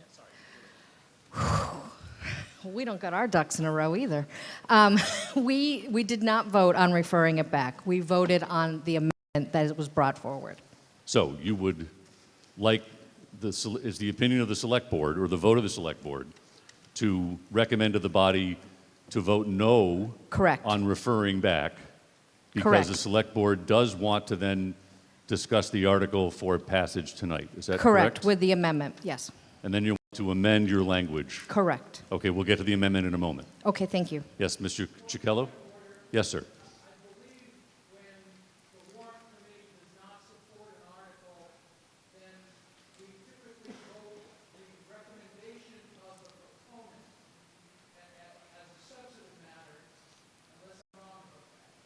You are correct about that. So, so what you can do is, let me think for a moment. So that would Yeah, mean I'm that we thinking too. should be able to modify the article on the floor.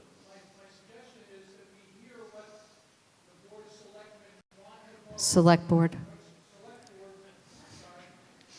I got you.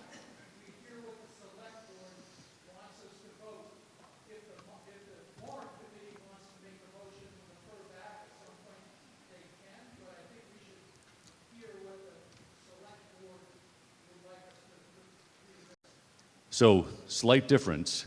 If the warrant committee had recommended a no vote, then yes, we'd be voting on the article as printed. However, they didn't do that. They said send it back, which is a different motion. That's why we're going to first act on sending it back or not. So, it sounds like the select board has said recommends a no vote on the motion to refer. Correct. Correct. Okay. Does anyone, we already know what the warrant committee thinks. Does anyone else wish to speak to the motion to refer this back? Peter Mullen, Precinct 2. I'd like to hear what the Select Board wants to change in this before we decide whether to send it back or not. Very good question. Select board. I would love to address that. Can I, Mr. Yes, please. Moderator? Please do, ma'am. Okay, great. So there was some concern and some confusion around parts of this. And first, I just want to say that this actually came to me when I was running for select board, when we were fighting the LED billboard that was trying to go up on Route 93 over by the marshlands. So that's how I got involved with this. Unfortunately, I'm not a big environmentalist. I'm getting there. So this was not my ball of wax, and I learned a lot of things. The only things that we're changing in Article 13 is if you go, we gave it to the warrant committee. So if you want to put it on the screen, right, Mr. Milano?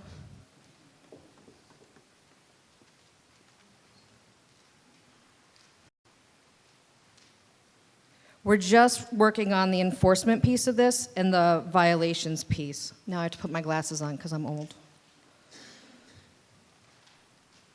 So I can say that the enforcement piece, there was some issues around the process.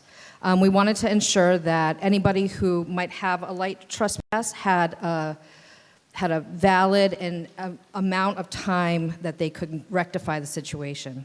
So the way it works is that if you have a light trespass, so if somebody has a light on their house that's shining into my kid's bedroom and my kid can't sleep, which means I can't sleep, I can go to the select board and file a complaint. You go to the select board office, you file the complaint, and then the select board tells the property owner within 10 days of receiving that there has been a light trespass filed on them. That's in writing. And then during that, they request any documentation or responses from the property owner that deems that the lighting is fine. Within 45 days of receiving the original, there's confusion. Within 45 days of receiving the original complaint, the select board is to hold a meeting to review the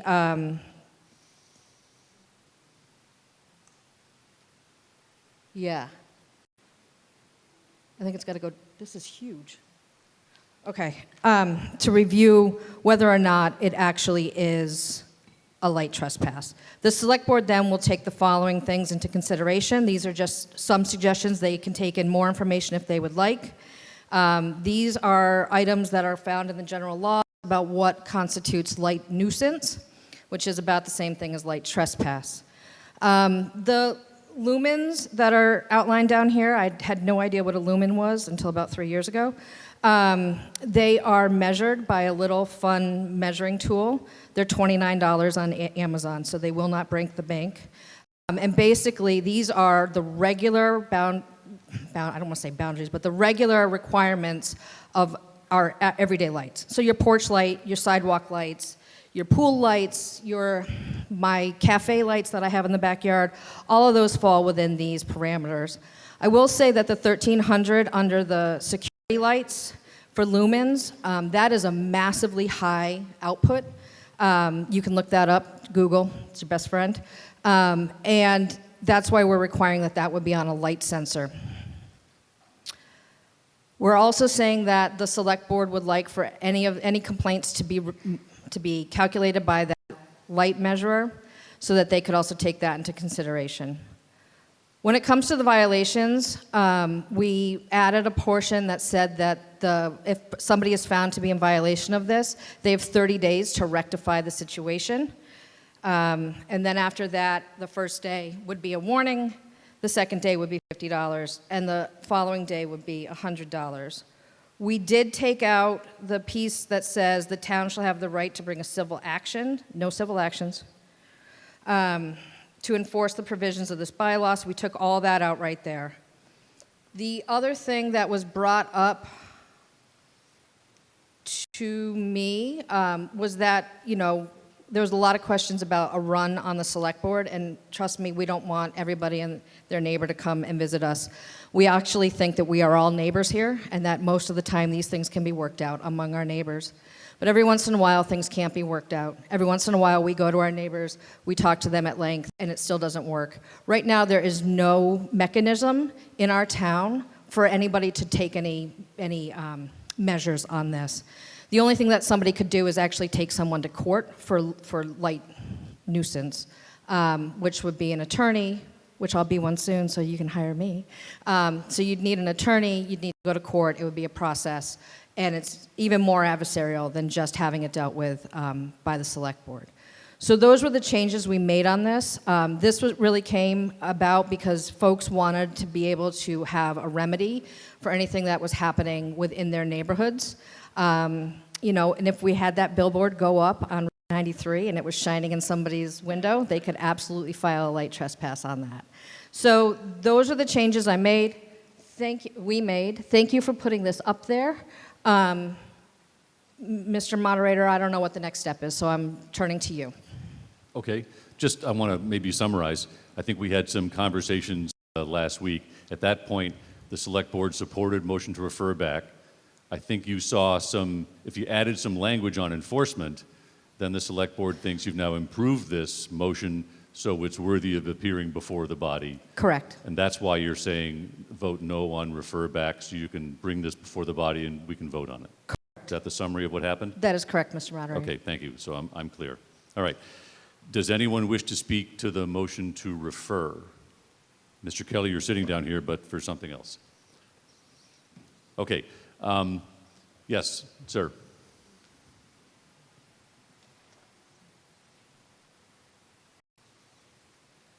Thank you, Mr. Moderator. Sean Fahey, Precinct 9, town meeting member. I want to speak to the enforcement component of this. It's typical if our members look at the agenda of any select board meeting, the agenda items are anywhere from 25 to 35 items. The select board works enormously hard. I think the enforcement for something like this, especially with the level of detail that's being considered for enforcement, lumens is not select board language. Lumens, angle of light fixtures, glare, that is much more of a building department type of enforcement. I think it's improper to have a select board enforcing something of this nature. It just doesn't make good sense to me for really primarily that it's just not it's not really their purview, that type of assessment. And I think they're extremely busy doing much better things for the town than observing lights and whether or not they meet or don't meet this bylaw. Thank you, sir. Does anyone else wish to speak to the motion to refer? Yes, ma'am. Good evening, Ellen Stoddard, Town Meeting Member, Precinct 3. If you could get close to the mic, or perhaps you might be able to pull it up and adjust it. There's a little trigger handle. Yeah. Does there that you go. You got better? it. Okay. Good evening, Ellen Stoddard, Town Meeting Member, Precinct 3. I wanted to thank the Select Board for making these amendments that have brought a lot more clarity to the enforcement piece of this article.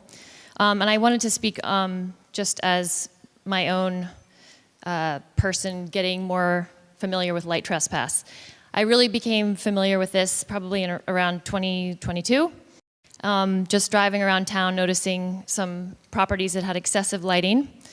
And I wondered who I could talk to clarify what the process was in order to file some sort of complaint.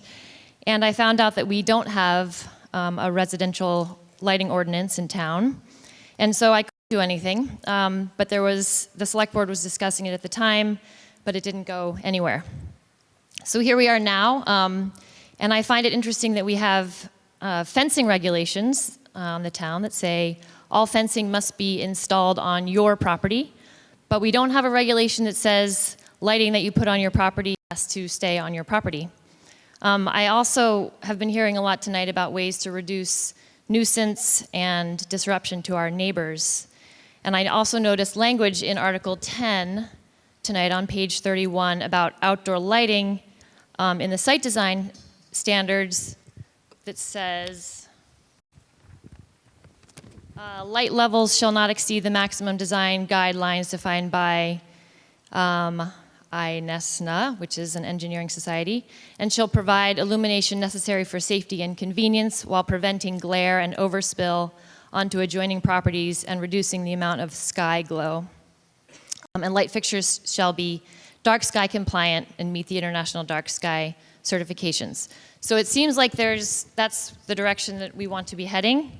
And we have an opportunity tonight to vote yes and get this light trespass ordinance in place. Thank you.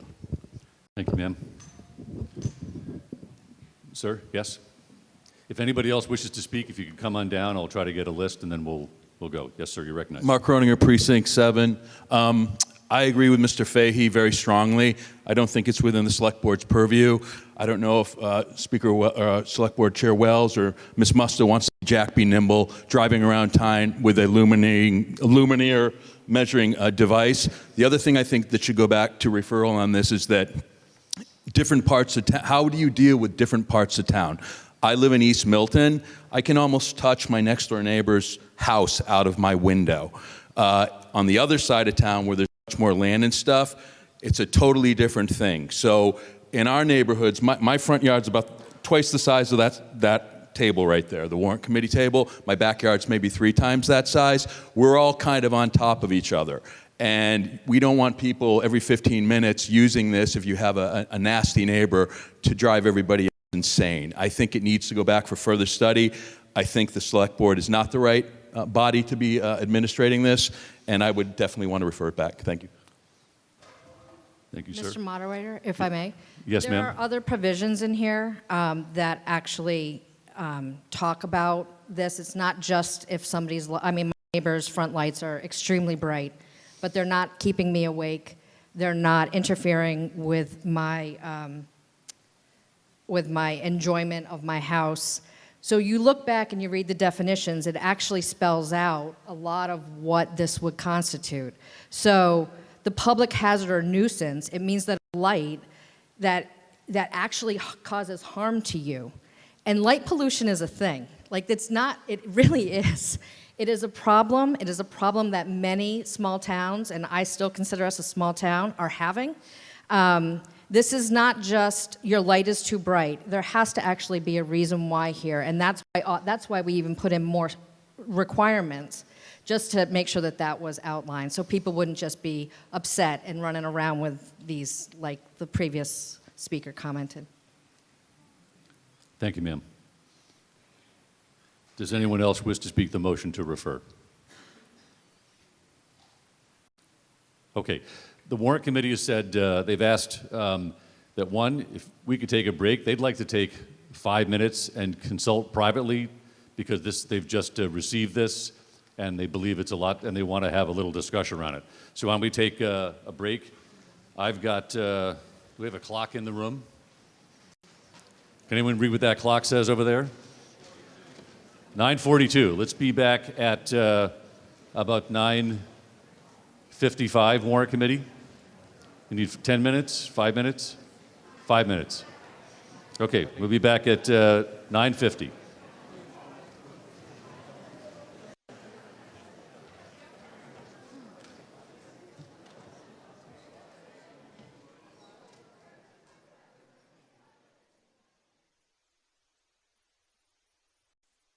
She's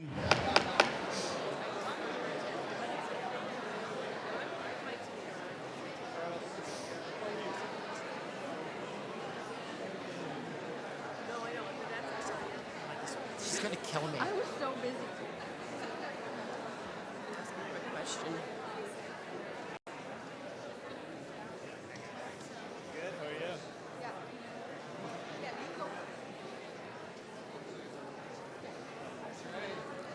I think we're going to get just. Can I? All right.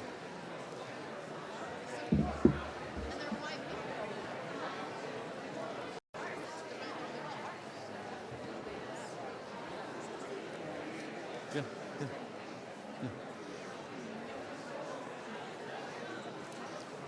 Mr. Caldwell, do you have an opinion of the warrant committee?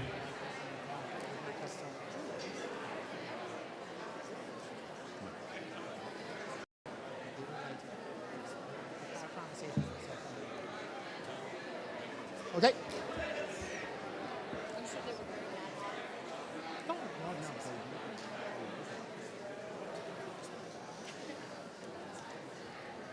And I appreciate your help. Mr. Caldwell of the warrant committee, you're recognized for the warrant committee's opinion on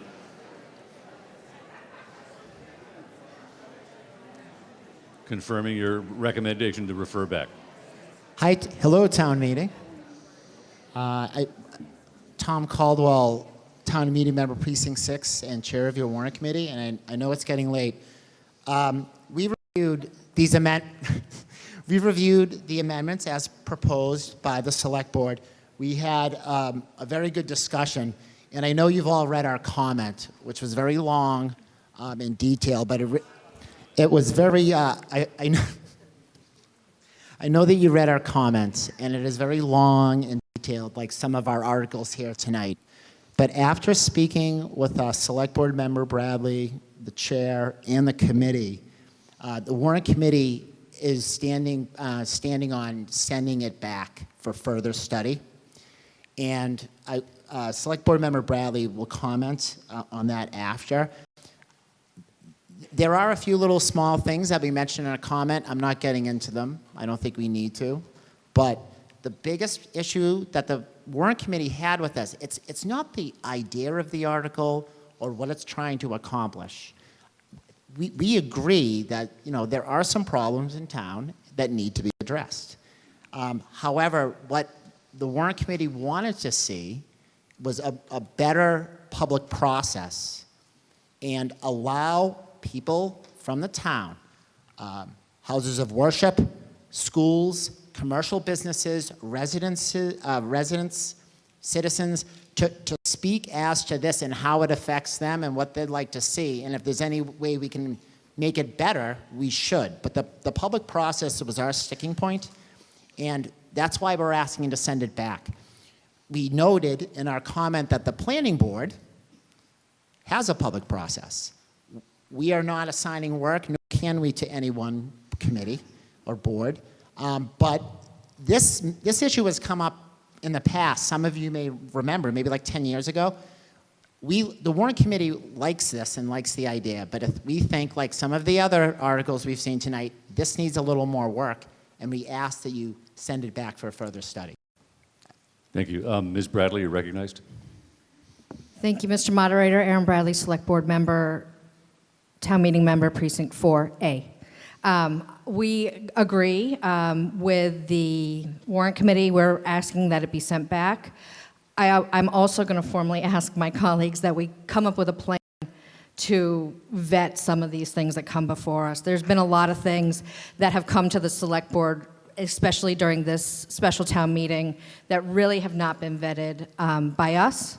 And we don't believe that it's the warrant committee's, it's not their place to do our work for us, where we should be vetting things as well and allowing all of our neighbors to speak on things. So I was just talking about this with a colleague of mine last night after one of our articles.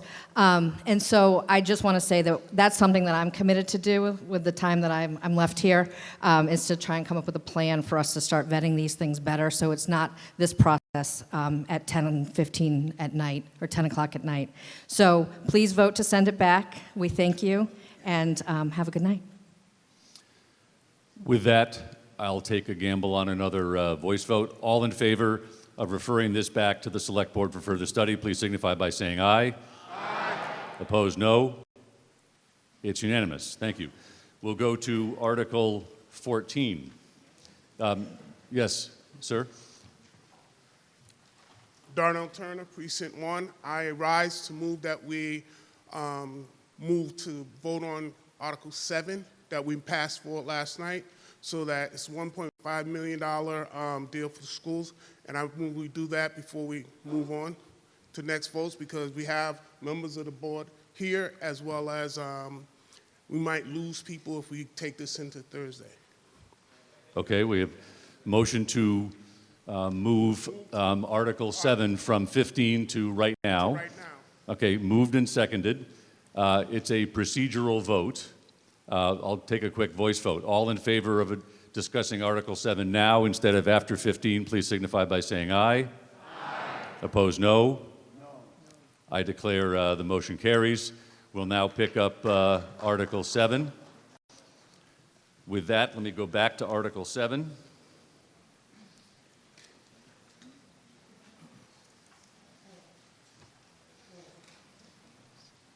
You'll find Article 7 on page 23. I won't read the whole thing, but recommended that the town of Milton appropriate the amount of $1,500,000 for the purpose of paying costs of a feasibility study of an elementary or middle school project for the Cunningham School, 44 Edge Hill Road, Milton, Mass. With that, we'll start with Mr. O'Rourke, who I think is here, who's the chairman of the school building committee. Mr. O'Rourke, you're recognized.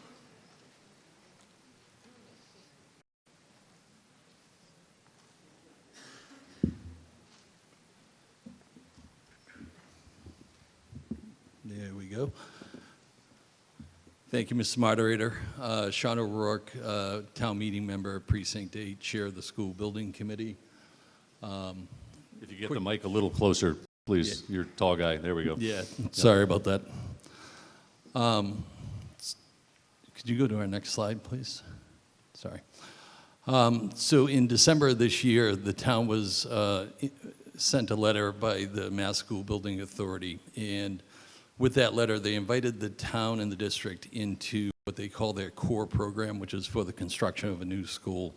Prior to that, the MSBA actually visited the Collycott Cunningham School and were guided by the principals, Principal Redden, Principal Concannon. Members of the select board were with us, members of the school committee, the superintendent, and members of the school building committee. Based on that, I think that highly influenced their review of our statement of interest in April. They actually were able to see some of the conditions that the students experienced, the teachers experienced, and this was the first time in all the times that we've submitted that they've actually come to the schools. So with that, what it does is in May, it opens us up into start the core program, which is what you'll see is Module 1 coming up. The unique thing of having a town meeting at this time right now, it allows us to get a head start on this process. So next slide, please. So with MSBA, they break down the way they construct schools, design them and construct them into 8 modules that you see here. What we're about to enter is Module 1. Next slide, please. Within each of these modules are essentially subcomponents that are there. And with this town meeting, what we're looking at doing is accomplishing 2 of those subcomponents. One was Article 6 last night, which was formation of the school building committee, and the one that's before you now is for funding. While these steps look sequential in the process that's laid out here, they're not. You can do them in any order. They just have longer durations as you kind of went through it. Next slide. So the ask for $1.5 million, how do we come up with it? MSBA publishes all their cost data. I've said this a number of times. And so what we did is we went through and researched it. The cost data, when you look in there, is historical, so you can't go directly off the numbers that are there. You have to look at the percentages. And for the most part, architects are about 1% of the construction cost, and the owner's project manager is about 0.5%. So when we looked at that, next slide, please. We looked at the construction costs that we were doing previously as part of this project. So the overall construction cost, not the program cost, was about $129 million. The program cost, as everyone knows, was about $173 million. But on that 129 million, if you do 1.5% for it, I'm not that good at math, was roughly about a 1.9 million ask. For us, we understand that we've already done a lot of this work. We had previous funding allocated to us. So for us, we felt 1.5 million was a right number that we should be using. So I'm just educating the body on how we arrived at this number. The key thing to remember is 45% of this cost is eligible for reimbursement. So we're not asking for a full 1.5 million. Over time, we will get reimbursed. What's shown there at 675,000. I got to work on my math. Next slide, please. So the key things I just want to close with, so people know, this is an authorization to issue debt. This isn't similar to the articles that were passed for the funding for Cunningham. This is similar to it. 45% of it is going to be reimbursed, and the biggest thing with this whole project is time is money. So the quicker we can progress through these modules, the less expensive the overall project will be. Thank you. Thank you, sir.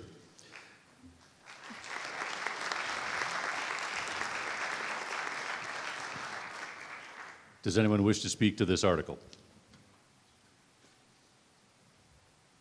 Yes, sir. Mr. Fahey, I think there was someone running down in front of you, if you wouldn't mind. David Cornish, Precinct 10, town meeting member. I can recognize how hard that the SBC has been working on this plan for 5 years, and I was really pleased last night that the town voted to create more classroom space to take care of the current problem with overcrowding. My question is for the Select Board and for the SBC. I'm wondering about long-term demographics and whether the town has commissioned an outside independent firm or consultant to determine what is the projected number of Milton public school students over the next 10 to 15 years. I've read a recent demographic report that said that this year the number of high school graduates in this country is peaking, and that over the next decade and a half it's going to decline steadily, and even as much as 17% here in the Northeast. So I'm just wondering if part of this $1.5 million could be spent on really getting a firm figure of how many students we're going to be talking about over the next 10 and 15 years before we build this building. Thank you. Understood. Mr. O'Rourke, could you speak to that question? Yep. So as part of the work with MSBA, them being essentially a state agency, they have their own enrollment projections that they do. The district uses NESDEC currently to do their enrollment projections. The NESDEC enrollment projections don't show us going down to basically what our capacity number needs to be. It basically shows it flat. So this has come up on a number of occasions, and the reality is we're so overcrowded right now, there's no room for error. And those long-term projections from NESDEC for studies that we've done at School Building Committee has shown them in the short term,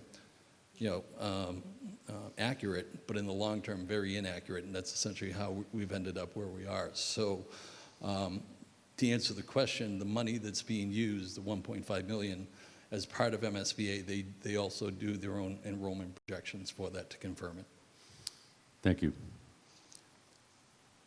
Does that satisfy you, Mr. Cornish, as an independent agency? Yeah, thanks a lot. Thank you.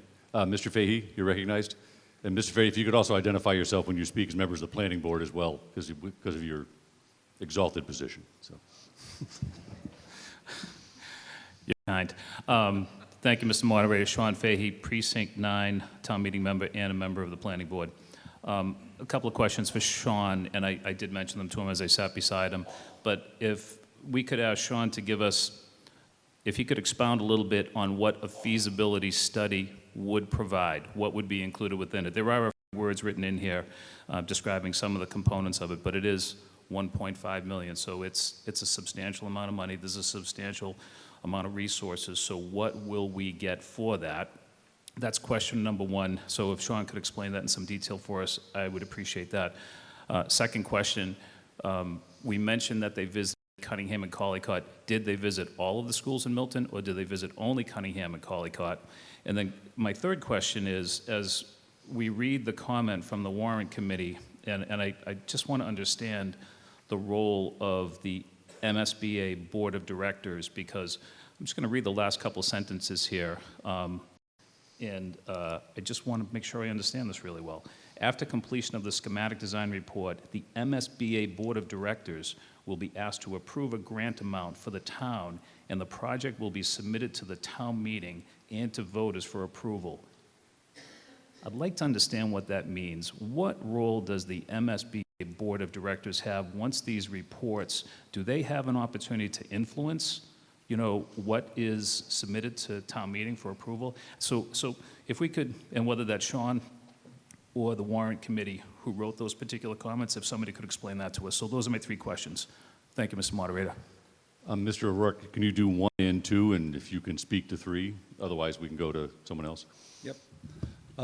So as far as number 1, and correct me if I go off, Sean, the deliverable, essentially what you'd be getting from Module 1, or from the feasibility study, which happens in Module 3, is similar to the work the school building committee's been doing over the past year on our own, with our own architect and OPM. So essentially, Module 1 is all the paperwork to set us up.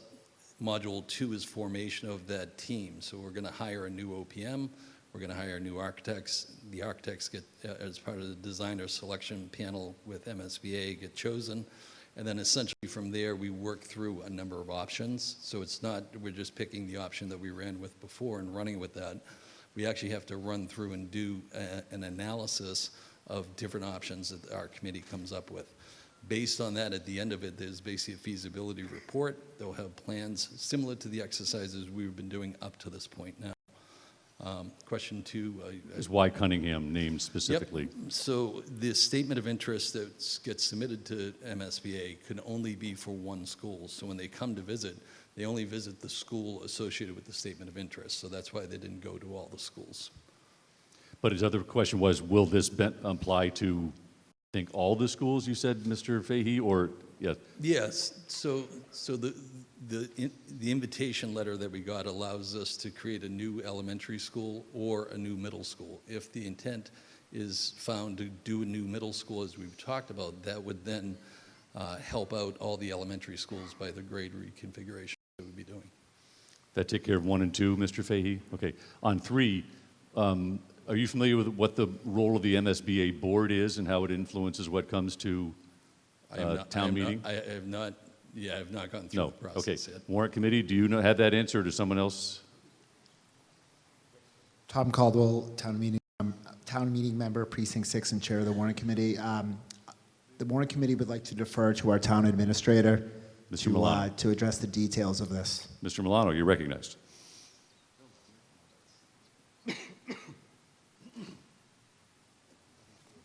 Too many tall people. Good evening, and good to see everybody again. So the MSBA process is very collaborative, especially at the staff-to-staff level. The 3 reports that are identified in the comment, the preliminary design program, preferred schematic report, and schematic design, all undergo a review by both MSBA staff and MSBA consultants. Review comments are supplied to the town, to the architect and the OPM to evaluate and review and potentially incorporate. There are 3 board of directors votes required now that we're in the program. The board of directors will vote to accept Milton into the feasibility study phase, where we begin with owner's project management procurement, designer procurement, and then actually studying the project. The first report, the preliminary design program, is kind of that big step back, big picture, looking at the educational program, looking at the grade configurations, and in a first pass at all potential options that are on the table. As Mr. O'Rourke pointed out, there are a couple of different scenarios that the MSBA is requiring the town to study. In addition, renovation, just a repair of the building, in addition to a new elementary school and a new middle school. So all those options are on the table. They're evaluated at the preliminary design program stage. At the preferred schematic report stage, the town and the district submits its preferred option out of all the options. So on that report, there's going to be one page that says, here's options 1 to 15 of what we've evaluated. This is the district and the town's preference. And then the MSBA Board of Directors has to vote to approve that and move it forward. And finally, the schematic design report is taking that preferred option, getting it to a schematic design level for cost estimates, and that's that point, based on the cost estimate, that the MSBA grant amount is determined and put into a writing, into an official document between the town and the MSBA that says, if you approve the project locally, this is the maximum amount of money the MSBA will give you, depending on different scenarios and how they play out. So there's 3 involvements of the Board of Directors, staff throughout, but those are the specific touch points where the Board of Directors are involved. Follow up? Yes. Just one follow-up question. Mr. Wells? Good evening, Richard Wells, Chair. Just to help Mr. Fahey here. For all the members, if you notice, that was just a very thorough, detailed report. Mr. Milano came to us, previously was employed by the MSBA. He knows this department and their operations intimately, which has really been a benefit to the town and us working through this project. That's why he's so thoroughly versed in it. Yes, Mr. Fahey, your follow-up. Great, that's good to know. Thank you, Richard. So, Mr. Milano, what happens in a scenario where a town prefers one option and the MSBA either doesn't support that or prefers a different option? How does that get resolved? Ultimately, the decision on a building is a local choice, and the MSBA will give great deference to a local choice. I haven't seen a situation where there's been significant differences on an ultimate choice that a district has made between a district and the MSBA. I think more of the back and forth would be about, okay, a district wants to do X, Y, and Z in their building, and the MSBA will say, sure, you can do that, but we're not going to pay you any money for that. So that's more of kind of where there might be disagreements that come to the front. But in terms of the direction that a community that's working with the MSBA wants to go, ultimately, it is very much a local decision as long as you abide by their rules, complete the reports that are required, evaluate all the options that you're required to do, share that information publicly, and then make a decision, which is a select board, school committee votes that have to take place throughout the duration of the project. Thank you very much. I appreciate it. Thank you. Ma'am, you first, and then, sir, you. If anyone else wants to speak, if you could come down, because I'd like to get this to a vote. Thank you. Ma'am, you're recognized. Thank you. Hi, Joan Fall, Town Meeting Member, Precinct 7. And I was wondering if the school committee has an opinion on this article? Yes, you're recognized, ma'am. Ms. Carroll.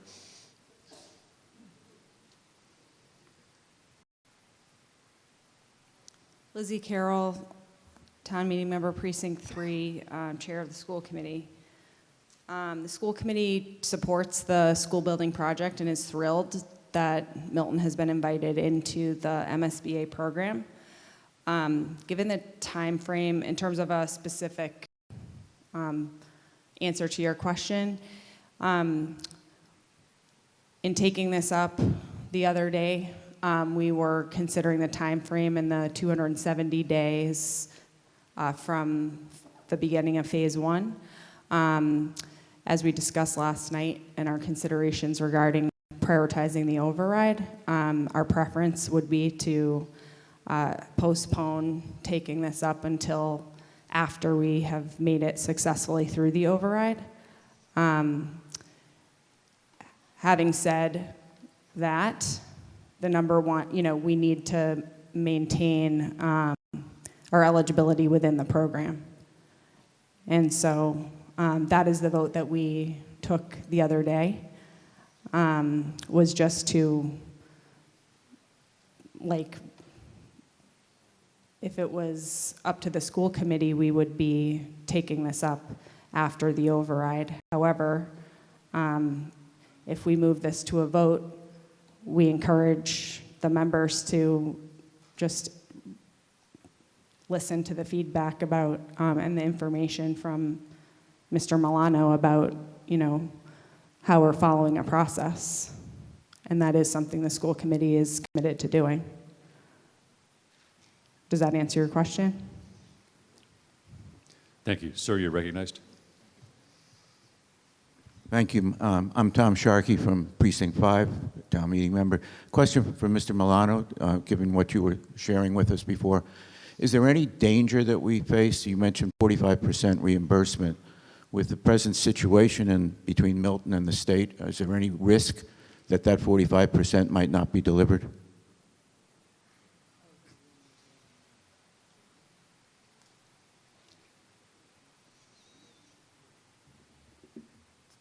Just on that, two comments in terms of a no vote generally, locally, if a appropriation or a project vote locally related to MSBA projects, if a no vote does take place, the MSBA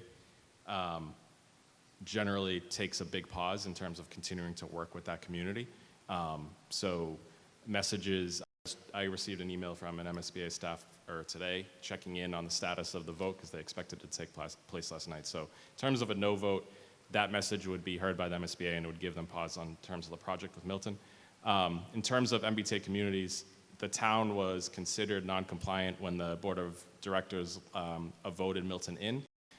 To date, there's been no communication raising any issues between the town's MBTA community status or otherwise as it relates to the MSBA. If we were to be informed of anything along those lines, we'd certainly share that. But to date, there's been nothing affected. The town was invited in the midst of some of the legal fights that have been ongoing. And we have talked about it with MSBA, but it hasn't been brought up as an issue that would put the project, to our knowledge, at risk. Thank you. Mr. Neely, you're recognized. Thank you, Mr. Moderator. Richard Neely, town meeting member, Precinct 3. I guess the question I have is that this article is talking about the Cunningham School. We've been here before discussing about a new school up by the Lamb Field and Milton High School. I'd like an explanation from either the school committee or the school building committee as to how this fits in the big picture. Are we building two schools? Are we substituting a different site? What is the big picture on the capital program for the schools? Because this seems to be one piece, and I don't know which piece it is, and I don't know what it represents. Thank you. Thank you. Mr. O'Rourke, or defer to Mr. Milano. Mr. Milano, you're recognized.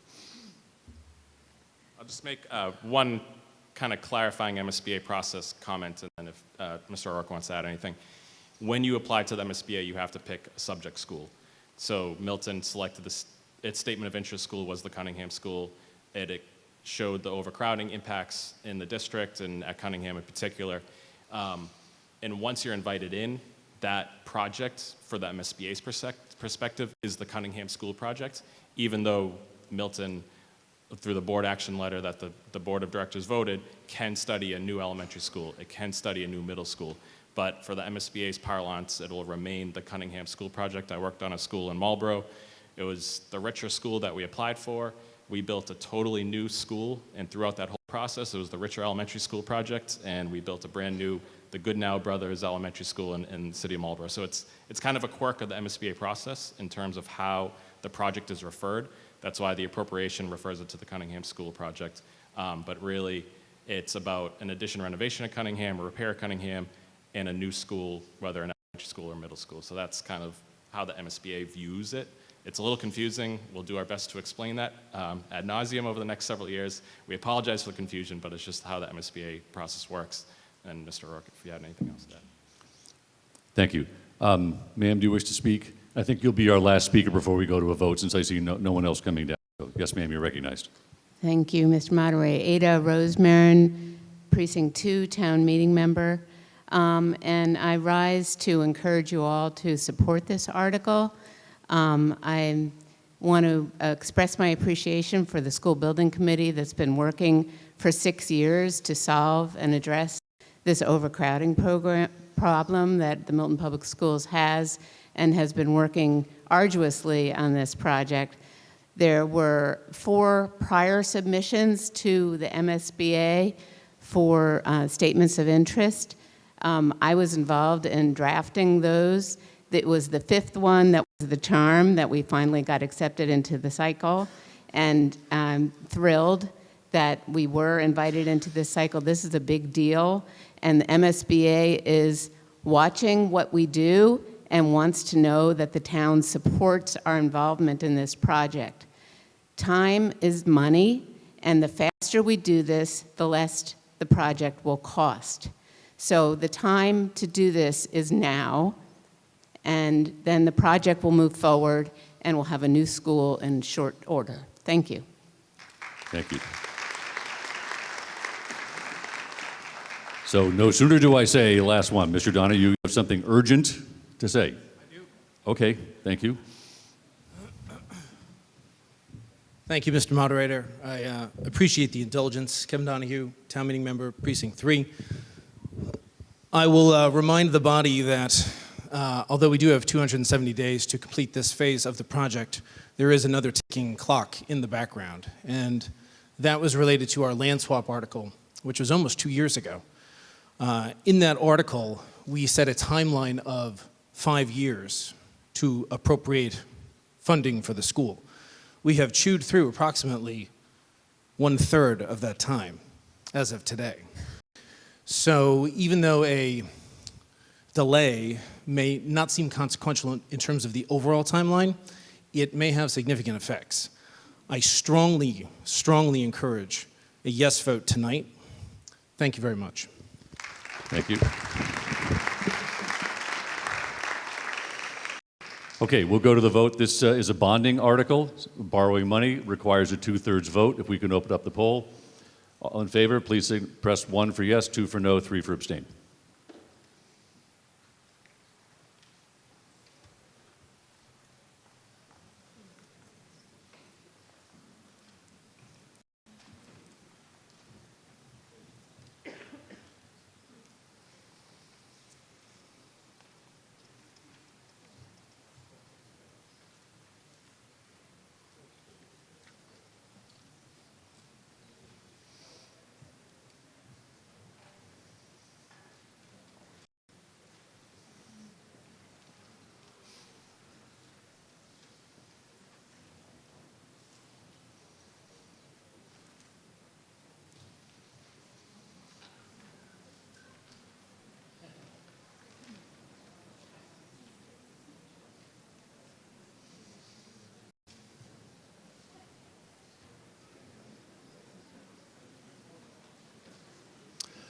I declare a 2/3 vote. 195 to 16 with 1 abstention. Now, folks, now we got 2 to go. If you're willing to push through, I'm with you. I'm with you. So we'll go to Article 14. The Warrant Committee in your green sheet. You have a new green sheet on 14. They did not have a chance to review it before. They're recommending a no vote. This is one of the citizens petitions we have. Mr. Caldwell, do you have anything you'd like to add behind your recommendation on the no vote, or let it stand per your comments? Let the comments stand. Very good. We have one. Mr. Kelly, you want to speak to 14? Or yes, you do. And I saw Ms. Swenson. Are you here? Do you want to speak to 14? Yes. And then Sir there and Mr. Chisholm. Okay, Mr. Kelly, you've been waiting, I think, the longest. Mr. Chisholm, you're recognized. Thank you. Good evening. Thank you, Mr. Moderator. Kevin Chisholm, Jr., Town Meeting Member, Precinct 7. I'd like to hear from the proponent of, or proponents of this article, as they did not appear before the Select Board or the Warrant Committee, which is a little unprecedented. So I'd like to hear from that, number one, to explain the rationale behind this move, and the second, to get the opinion of the school committee, if they've been able to take a vote on this, as it directly affects their budget and operations. Thank you very much, Mr. Moderator. Thank you. Do we have one of the signatories before us that could speak to this citizens' petitions? Yes, sir, you're recognized. Good evening. Matthew Morong, Precinct 2. I am one of, I think, about 200 signatories to this, so I can't speak on everyone's behalf, but I will make a statement now on my own opinion on this matter. I am here to ask, in the aftermath of the SJC ruling, what we are doing as a town, and where our town leadership has been. The public process following this outcome has felt non-existent. There hasn't been a public forum or even public statements from the town about what has transpired. This matter has been discussed behind closed doors, and citizen speak has been absent from recent planning board and select board agendas on numerous occasions. At this critical time, our leadership needs to communicate and engage with our citizens, to level with them about where we are going as a town. On an issue that has divided us so deeply, we deserve a transparent public process. And citizens deserve to feel heard in this process, not only the citizens you agree with. I did not author this article, but I support the spirit of it, and with the intent to send a message to the leadership of this town that they don't have a blank check to fight this battle into eternity, but also not to tie our hands when it comes to legal resources we may need for other purposes. I would like to make an amendment to this article. Very good. What's your amendment, sir? I think So I you would- submitted this in advance, I believe, right? So, I did, yes. Warrant Committee Clerk, can you please bring this up? So I would like to drastically reduce the dollar value from $250,000 to $24.61 out of the Select Board's Law and Professional Special Services line item to give it to the schools, to revise the appropriation to $282,975.39.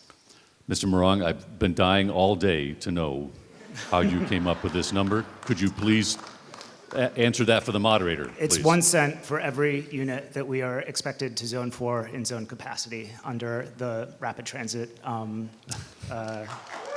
regulations. Okay. Is there a second? Okay. We now have a motion. Do you have a follow-up? Well, there were two questions, so if I could just also get that second question. What does the school committee think of this initial, well, we have two chances. What do you think of this initial article?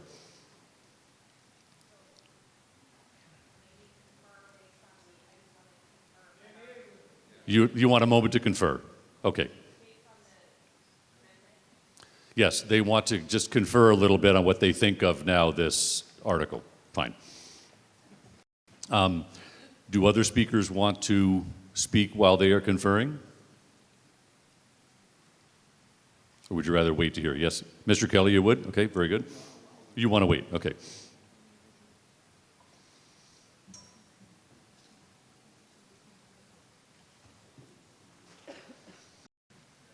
The school committee recommends that the town vote no.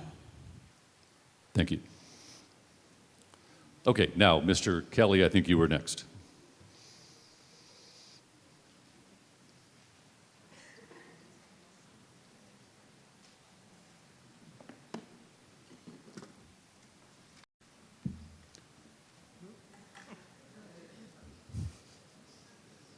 It's all about the trolley.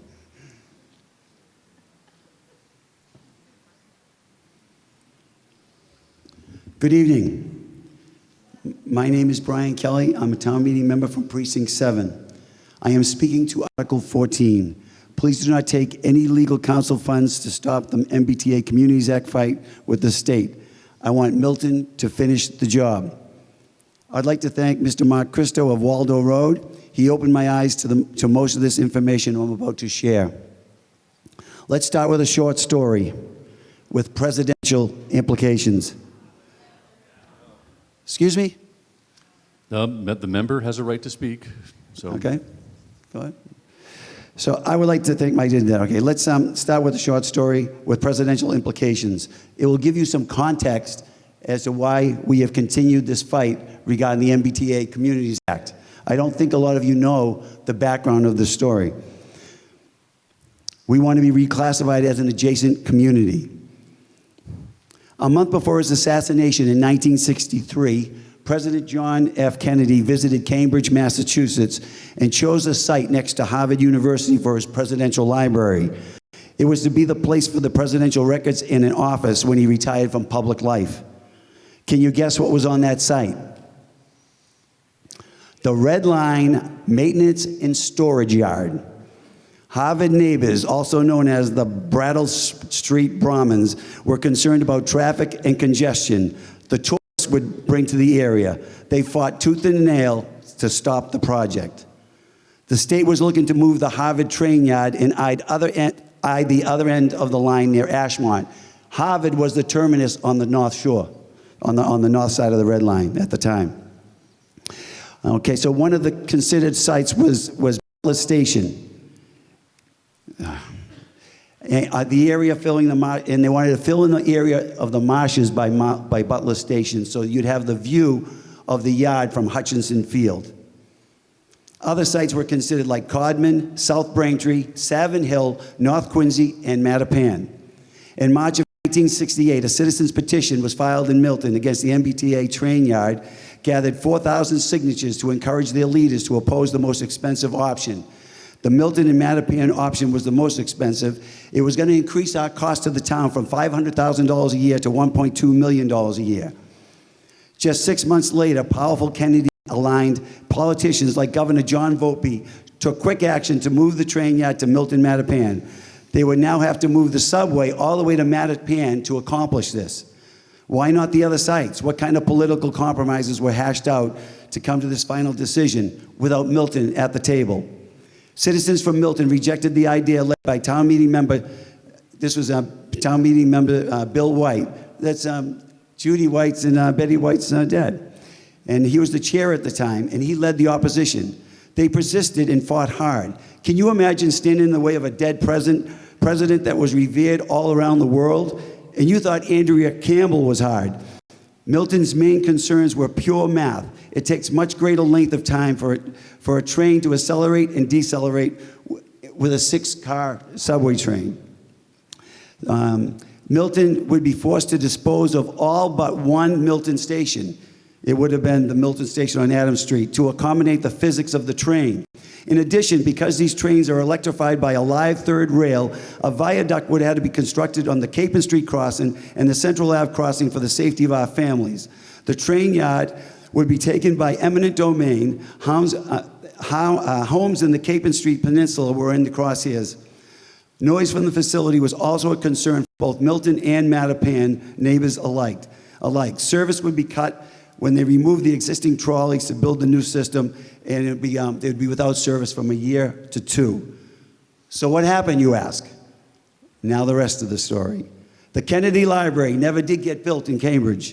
In 1975, the Kennedy Library Corporation abandoned plans to have the library at the Harvard University. They moved it to Columbia Point. You all know where it is. Harvard agreed to build the Harvard Kennedy School on the train yard and changed the street name to John F. Kennedy Street. The world continued to turn during this upheaval. Passenger train lines that were prevalent before the introduction of interstates, like the one through East Milton, and with the mass appeal of the car train's ridership declining, taking the train was no longer fun. Taxes on train properties soared as ridership dwindled. In December 1969, Penn Central Railroad, Mark Christo's father worked for them. Penn Central Railroad owned a train yard at Dover Street Yard in South Boston near the Red Line. Because of financial woes, they wanted to sell the property. The MBTA, with the help of Mayor Kevin White, facilitated the purchase. The Boston Globe, 2 weeks earlier, printed an image of Bill White from Milton with concerned citizens in Mayor White's office pleading for help and holding signs. This stopped the Milton and Mattapan subway project in its tracks. Milton would be forced to dispose of all but the Milton station stops to accommodate the... No, I just lost that. I'm sorry. Okay, I apologize. All right. Yes, he has 4 minutes left. Yes. So By the way, they sold the yard. Mr. Kelly, Mr. Kelly, someone may be asking about scope. The reason I'm allowing this is because the justification by the member was the purpose of this citizen's article was to discuss about the town's focus on MBTA zoning. So, in my view, Mr. Kelly is responding to that. That's why I'm allowing this discussion. Milton's hard-fought legislative and court actions had prevented construction from starting on the Mattapan site over the previous 2 years. Chair White said it's a victory for all the people in the town. So now you know why Milton Trolley is not a subway or rapid transit. The story reminds me of the movie It's a Wonderful Life, and it makes me wonder what Milton would look like today if the concerned citizens were not successful in their endeavor. Denny Swenson is like the angel Gabriel. She had to jump in the Neponset River so that we could all see more clearly the cost and unfairness of the MBTA Communities Act. I'm sure some people here tonight would like to throw Denny in the Neponset. Unfair. Well, because the trolley had multiple stops in Milton, the current state guidelines are treating them as subway stops similar to North Quincy, Wollaston, Quincy Center, and the Adams Subway Station. Milton has Capon Street, Valley Road, Central Ave, and Milton Station. Take a moment to picture the station differences in your mind. Quincy stations are spread out large with handicapped accessibility and vast amounts of parking. In Milton, you can park at Capon Street crossing only if you can convince town meeting member Kathy Fagan to let you use her driveway. 2,500 zone units for Milton is an extraordinary burden because half of the surrounding station land is located in Boston or the Neponset River. To fulfill our rapid transit mandate, Milton had to find other areas of Milton to reach our transit zoning quota, and East Milton became that answer. Guarantee we do have the occasional bus from East Milton along Granite Ave. Ever notice traffic over there in the morning? And flooding during the most high tides and surrounded by the crucial environmental habitat of the marshes of the Neponset. Because of the non-promulgated guidelines, more height and density is needed to make up for the shortfall of developable land around the trolley. Have you ever wondered why the many citizens of Precinct 7 are so pissed off? Let's bring fairness to another level. Mark discovered that the state, in implementing the act, worked with approximately 79 communities and gave leeway to a few more, making it a total of 90 communities that were subject to the mandate. Mr. Kelly, Mr. Kelly, I'm done. 2 minutes. They reduced the number of units that they would have to agree upon to become compliant. It's like the state has compromised with almost half of the communities and sued us. So if you're wondering why Milton is where we are today, it's because the state is not compromised with us like the other communities. Why? I don't know. Maybe our leaders just didn't push hard enough. 17 rapid transit communities are downgraded to 12. Arlington, one of the first communities to brag about being compliant, was downgraded from rapid transit to adjacent communities 60%, from 5,105 to 2,046 zone units. Dover, 750 units down to 102, an 86% reduction. Wow. I believe that we have a great chance now in the lower courts to rule favorably for us since the SJC decision, an opportunity to reclaim the $400 grand in grant money. We need to be classified as an adjacent community and with 1,000 zone units. Benjamin Franklin said, I told them to sit together and work out the differences. That compromise was the oil that makes democracy work. We're concerned about the schools like you are, but you don't seem to be concerned about being taken advantage by the state. I have a list of every community in the reduction. If you want more information, Mark Christo is up in the corner. He'll be happy to share it. Thank you very much. Thank you. Ms. Swenson, you're recognized.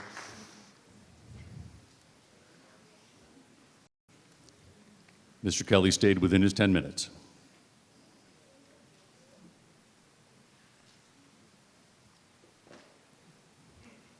Denny Swenson, Town Meeting Member, Precinct 5. You have to be a little louder, ma'am. Okay, can I turn it? Denny Swenson, Town Meeting Member, Precinct 5. Could you put up slide 1? Thank you. Yes, Article 14 threatens the Select Board's ability to legally advocate for the town, seeking to remove even a small amount from the Legal Defense Fund or the General Fund from which the Select Board pulls to pay for the town's legal defense sets a very bad precedent.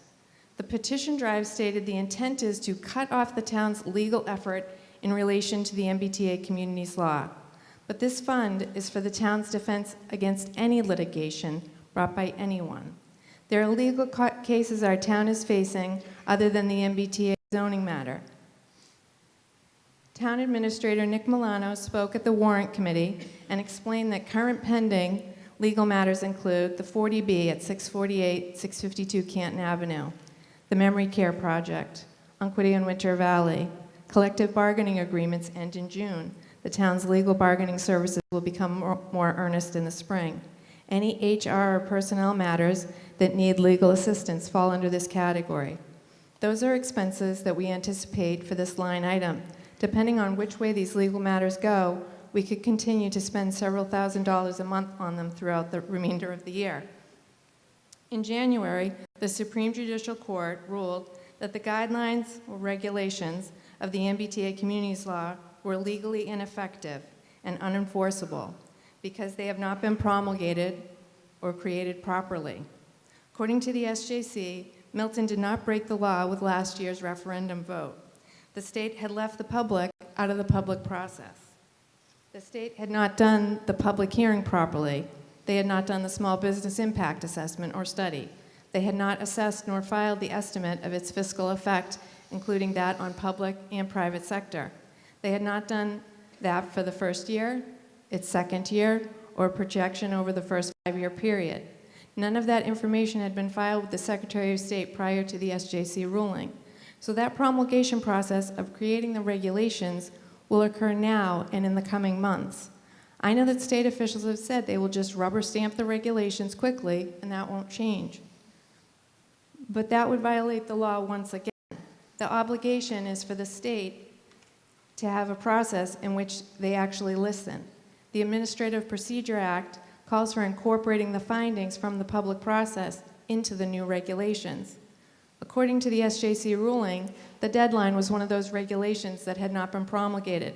So the $140,000 seawall study monies were taken from Milton unlawfully, as was the $250,000 municipal fiber grant. The state owes Milton $390,000. Milton may want legal services in order to get that money back. Could you go to the second slide? On Friday, we learned big news. The state auditor, Diane DeZiglio, determined that the MBTA Communities Law is an unfunded mandate.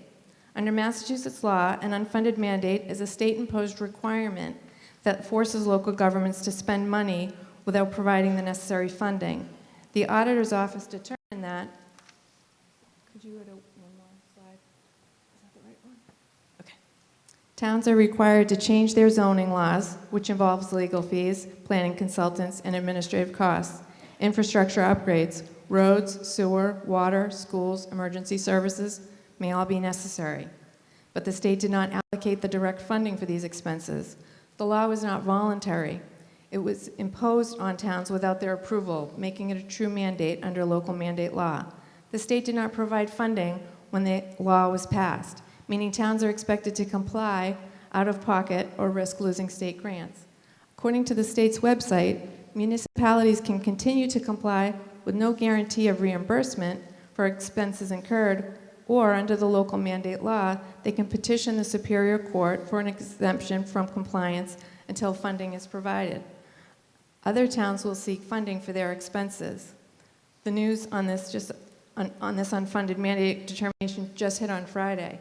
As a town, we need to be vigilant, and we may want to have clear legal advice from those who specialize in this changing landscape.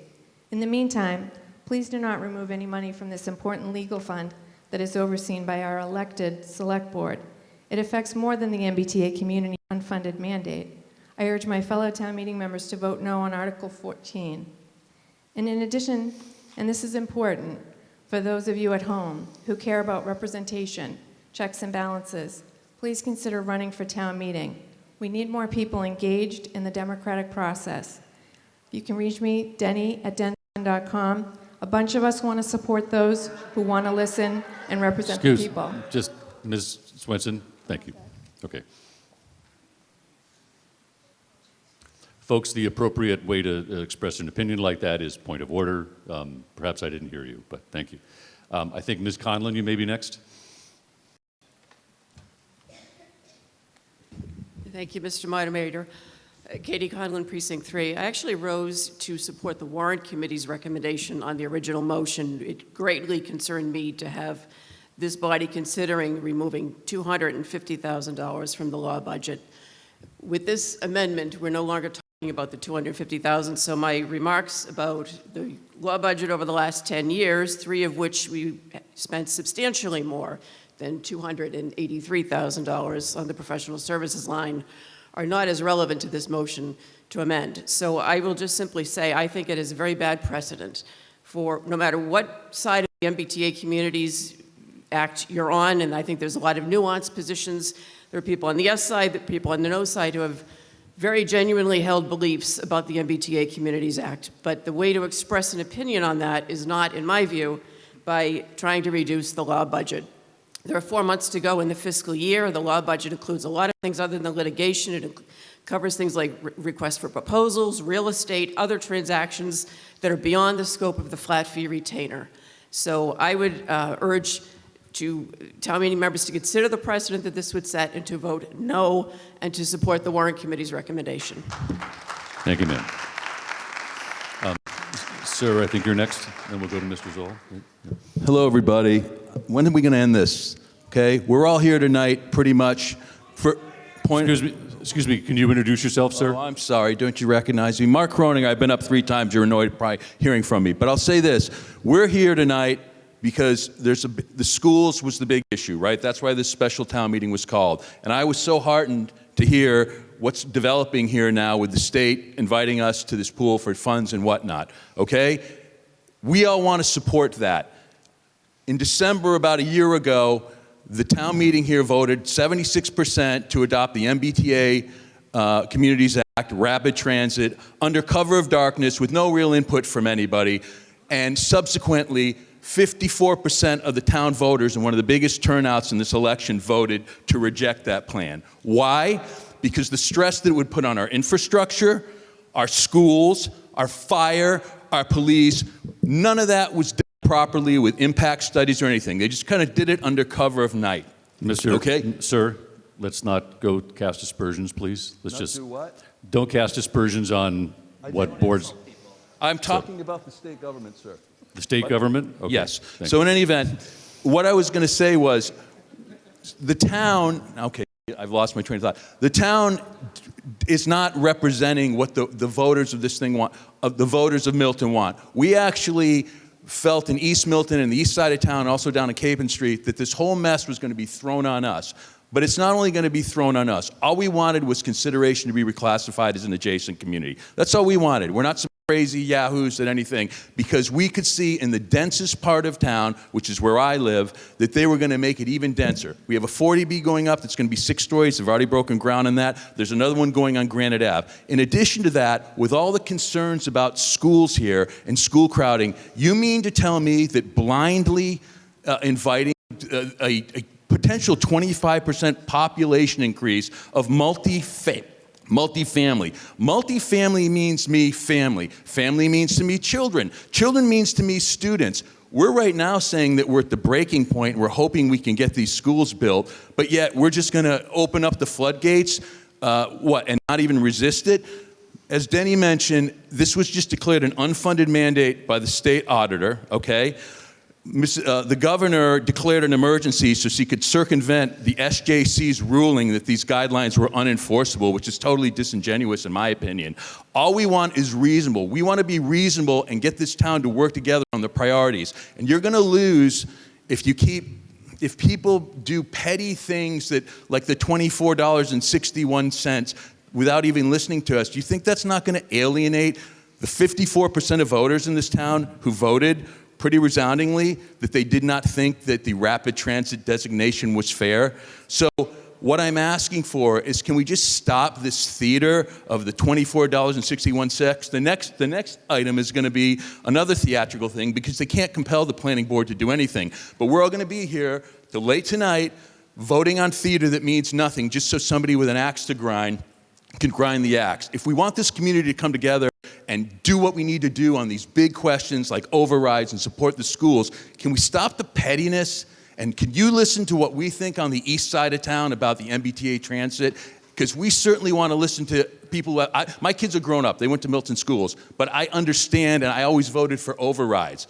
But I supported the arts here. Like, why won't people listen to us like we're some yahoos? We just want to make sure our side of town doesn't get crazed, nor do we want the schools to get completely decimated by overcrowding. So thank you very much.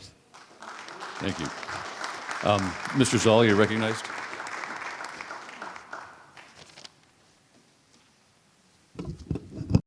Benzel, Precinct 5 town meeting member of the Select Board. Just a couple of notes. So, one, I'm not supposed to be up here. Typically, members of boards, planning boards, select boards, we sit back. We let the chairs do the speaking for us, but we've thrown that protocol out the window. So I'm going to grab the microphone and say just a few things. The first thing I'm going to say is that we lost the case to the Supreme Court. There was a technicality about the regulations, but we lost. The law is legal, it's enforceable, and the guidelines are going to get put back into place. Whether or not we think they're fair, they're going to be there. We have a duty to follow the law. We do, okay? But more importantly than that, we have... Yes, what's the point of order, sir? I'm sorry, I can't hear you, sir. I'm out of scope. Should I start with the Kennedy administration? Would that be more helpful? Sorry. Okay, you're right. So if you would let me just get to my point, and we let other folks get to their points, we have, oh, thank you. We have a decision right now as a town about whether we want to continue to throw good money after bad, pursuing an unwinnable lawsuit. It's unwinnable. As much as people would like to say that it's not unwinnable, we've been told it's unwinnable. Excuse me, sir. Sir, please sit down. Excuse me, sir. Please sit down. So we get told that we're, the people that are in favor of MBTA and following the law, that we're the ones that aren't listening. I'd just like to demonstrate that I listen, I stop, I let people shout at me often, and I'm happy to do that. But look, as a town, we have to have an open and honest discussion about, is this the right way to pursue? The Select Board has not had any public comments around this article. The Planning Board has had a lot of commentary about the lawsuit, but we have not seen a plan, which we were told would be right in order right after the election. So I think the citizens of this town deserve, yes, to be heard, but we also deserve an honest conversation about the way that we're spending our money and resources and the way that we're endangering our future generations. With a story that started in 1963 earlier, that puts us in 2085, right? We're all dead at that point. Do we really want to be setting precedent for now what had happened in the early 60s? That's insane, right? We have a zoning law that dates back to the 1930s. Great, okay. Is that probably right for us? I don't know. But do we need to have an honest and open conversation in this town about whether we're going to continue to follow the law or whether we're going to continue to break it? Yes. Is this the forum to do it? No, it's not the forum to do it. It's not the forum to do it. But the only way that we can do it is to have this article on the ballot, on the warrant, which I was a proud signatory. We owe the people of Milton an explanation, not just little trolleys and stories about John Kennedy, but a real explanation about why we think that it makes sense to continue to waste money on an unwinnable lawsuit. So I am in support of this article, and you probably guessed that already. I'm sorry, I don't have a lot of friends over on that side of the room or in the back, but that's the way it goes. Thank you, Mr. Moderator. Thank you. All right, I'll hear from two more speakers. Gentlemen, I think in the brown sweater, you were first, and then Ms. Agostino. Good evening, everybody. I'm going to go off mic. Doug Hine, Precinct 2, town meeting member. I've been thinking about this article a lot. I'm going to just kind of fast forward in Tarantino at the end and say I don't think that you should support this article. I'll give you my reasons in a moment. But the reason why, don't clap yet. But I want to say that one thing we can all agree on is nobody likes paying lawyers. I don't care what your position is. We're paying $940 an hour for the representation that we had. Great representation. We paid a lot of money. I think it was over $200,000 that we paid in legal fees. And counting, $250, I'm sorry. And I'm not factoring in the $140,000 grant or any of the other grants that we've lost or anything like that. It's cost us a lot of money to fight this. And I get it. And I understand that people are upset about this law. I don't like it. I don't like the fact that this law is so unclear because it's what's brought us to this point. It's what's brought us to the point where we're yelling at each other over this, okay? Nobody likes the fact that this law is not clear. But I've been a litigator for almost 25 years, and you can tell you've got a losing argument when you keep changing the narrative about why you think you're right or why the other guy's wrong, right? And remember 2.5 years ago, it was it's not now, it's not, never, it's just whatever it was. That went away. We still don't have an article. And then it was, well, the law is unconstitutional. Well, the SGC said it was. Then it's the AG can't enforce it. Yes, they can. Then it's the Administrative Procedures Act. Now it's the local mandate law, which I spent a lot of time looking at today. And it's not going to kill this MBTA zombie, all right? It's not a silver bullet. It's just the newest in a long line of false hope promises, laws picked out of nowhere that's going to somehow get rid of MBTA. It's not. What that law, well, I'll be specific, what the local mandate law says is that if you think that your town has received an unfunded mandate from the Commonwealth, you can, as your sole remedy, petition the Superior Court to get money. That doesn't apply to Milton at all, because all the costs, the direct costs, which is all you're entitled to get, regarding this law, were already given to us in grants. So we don't have a leg to stand on about getting any money back. Now, somebody might say, well, wait a minute, the planning board just said that it might cost another couple $1,000s to hire UTL to do X, Y, and Z. But that $4,000 that we're spending on UTL is to come up with zoning that's not compliant. So that's not a mandate. The mandate is to follow the law, not to spend money to get around the law. Anyway, I said that you still shouldn't support. I'll make one other point. So the local mandate law says you have to go to Superior Court, right? What it doesn't say is, it doesn't say, if you think this is an unfunded mandate, you can just ignore the underlying law. It doesn't say that. It doesn't say town meeting can vote not to follow the law. It doesn't say that the select board can take a 3-2 vote to not follow the law. What it says is you have to go to Superior Court and get a court order. That's called following the law. You don't just get to decide not to follow it. So, I digress. I cannot support this article because whether it's for $200,000 or 20 bucks or 5 cents, all right? I don't support taking money out of the legal budget. Look, we need to course correct very quickly as a town on this to preserve local control, and that's something East Milton should be very concerned about. We need to course correct on this. We need to stop indulging these half-baked legal fallacies that do nothing but feed our confirmation bias. And we need to we're going to need every last nickel, because if we don't course correct, what's going to happen is we're going to find ourselves in another completely avoidable lawsuit, and I don't want to see that happen. Thanks.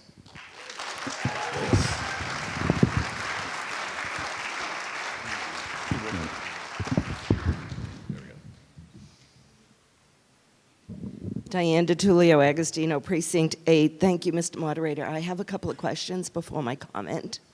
And the first one, I believe, the petition, citizens' petitions are not written or reviewed by town council to say that they're correct. So the technical question, if we can afford to get a legal answer, has to do, first of all, the select board received the petition and then it went to the town clerk.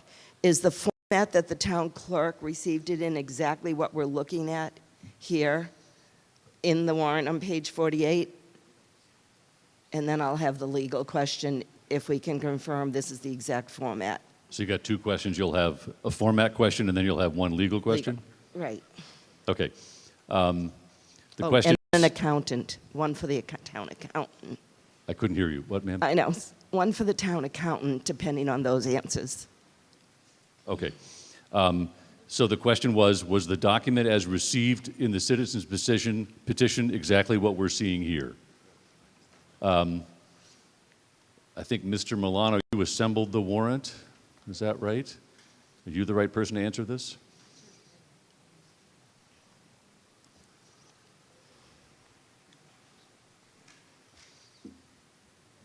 Yes, the citizens petition, if on the screen, If you could it's get close to the starting mic. with Article 14, everything from 2C all the way down to ending with tax levy is what was delivered by the petitioners.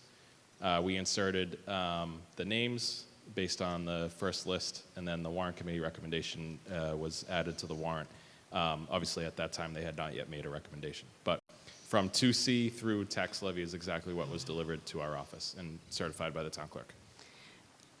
And this is not a facetious question, Mr. Moderator, but when I was elected as a selectman, that's the term I swore to, I will never forget the first packet that arrived on my front door. I don't know if they do that anymore, but the packet was like this thick. And inside were all these lawsuits that were confidential. They were only discussed in executive session. So the question, the other technical legal question I have, because of my concern about the law budget, is this petition does not identify under 2024 ATM article, the article number. It says XXXX. This sounds like a technical thing, but most lawyers in the room have heard of a major lawsuit that was lost because a period was in the wrong place on a claim. So that's why I want to know, legally, is the petition legal since it does not identify the exact articles they're taking money from? Interesting question. Mr. Mello, I think you rendered opinion on this when it came to the select board. Can you comment on this? So the article that authorized the budget is not referenced. So does that make it a legal article? Is that your question, ma'am? Okay, or petition? So, thank you, Mr. Moderator, town meeting. I'm not sure I completely understand the question, but my advice when we got this was not to say that there aren't certain circumstances in which you can... If you could stay close to the mic. Sorry, and I'm not to suggest that there aren't, it would be impossible, excuse me, to modify the text of a proposed article that you receive in connection with a citizen's petition submission. But I'm loath to do it generally. You know, as I explained to the warrant committee, the select board, you know, citizens petition signatories aren't lawyers, and I think you should exercise flexibility. So the advice for me was keep it intact as it was submitted. I think it's pretty clear from the table what account money was proposed to be removed from and what line item the money was proposed to be transferred into. So, but is the question whether the boxes with the XX renders it, you know, unlawful? I don't think so. You know, I spoke with Ken Woodland, the chief of the division of the Bureau of Municipal Finance of the Division of Local Services. The concern he expressed with this proposal was that you couldn't amend an appropriation in such a way as to create a deficit. Is that the question? That's my next question. Oh, I'm sorry. Okay. So yeah. So basically, you would have to look at what remains from the appropriation, accounting for encumbered expenses, and that would be basically the maximum by which you could reduce the appropriation. That was the specific issue that he cited for Chapter 41, Section 33, and he said that there might be a couple of additional statutes that would be invoked from, you know, with respect to that issue. But beyond that, no, I don't think the fact that there are double X's in those boxes renders it. Okay, that's clear. Very good. And your final question? Diane DiTullio Agostino, Precinct 8. He actually answered the technicality of this, because I'm sure, Mr. Moderator, in 42 plus years in this auditorium at town meetings, we could put the correct article numbers in there. I believe that's what he said. So that, because I don't believe we've ever had an article that did not identify an article. So is that something that the proponents would be willing to correct so that it's technically identified? Well, we can't ask all 10 proponents here, the citizens. Oh, so I should make a motion to do it? Well, right now we have a motion to amend the dollar amount, and I think you'd really want to consider whether you wanted to offer that. But So we really got to address the motion to amend now, the 2461. So we can come back to your point after we address that motion to amend. Okay. Okay. So then sticking to that motion to amend, unless there was a friendly amendment to do. Well, you could do something. You could ask Mr. Morong if he's willing to accept on his motion, because he's a town meeting member, if he'd be willing to put the article in there. Mr. Morong, would you be willing to put the article in there so we can just get this done quick? So that everybody can go home tonight, I accept that amendment.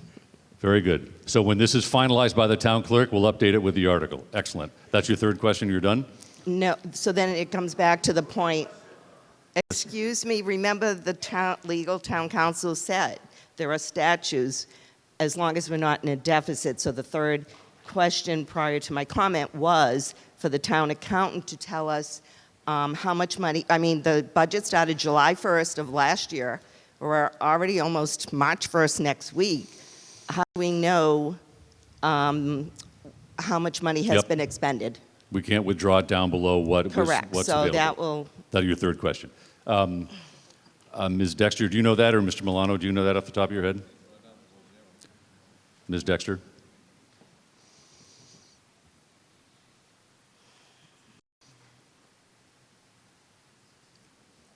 I believe it's above 200,000, but less than the 250. It's in that range, I think. We'll get the exact number.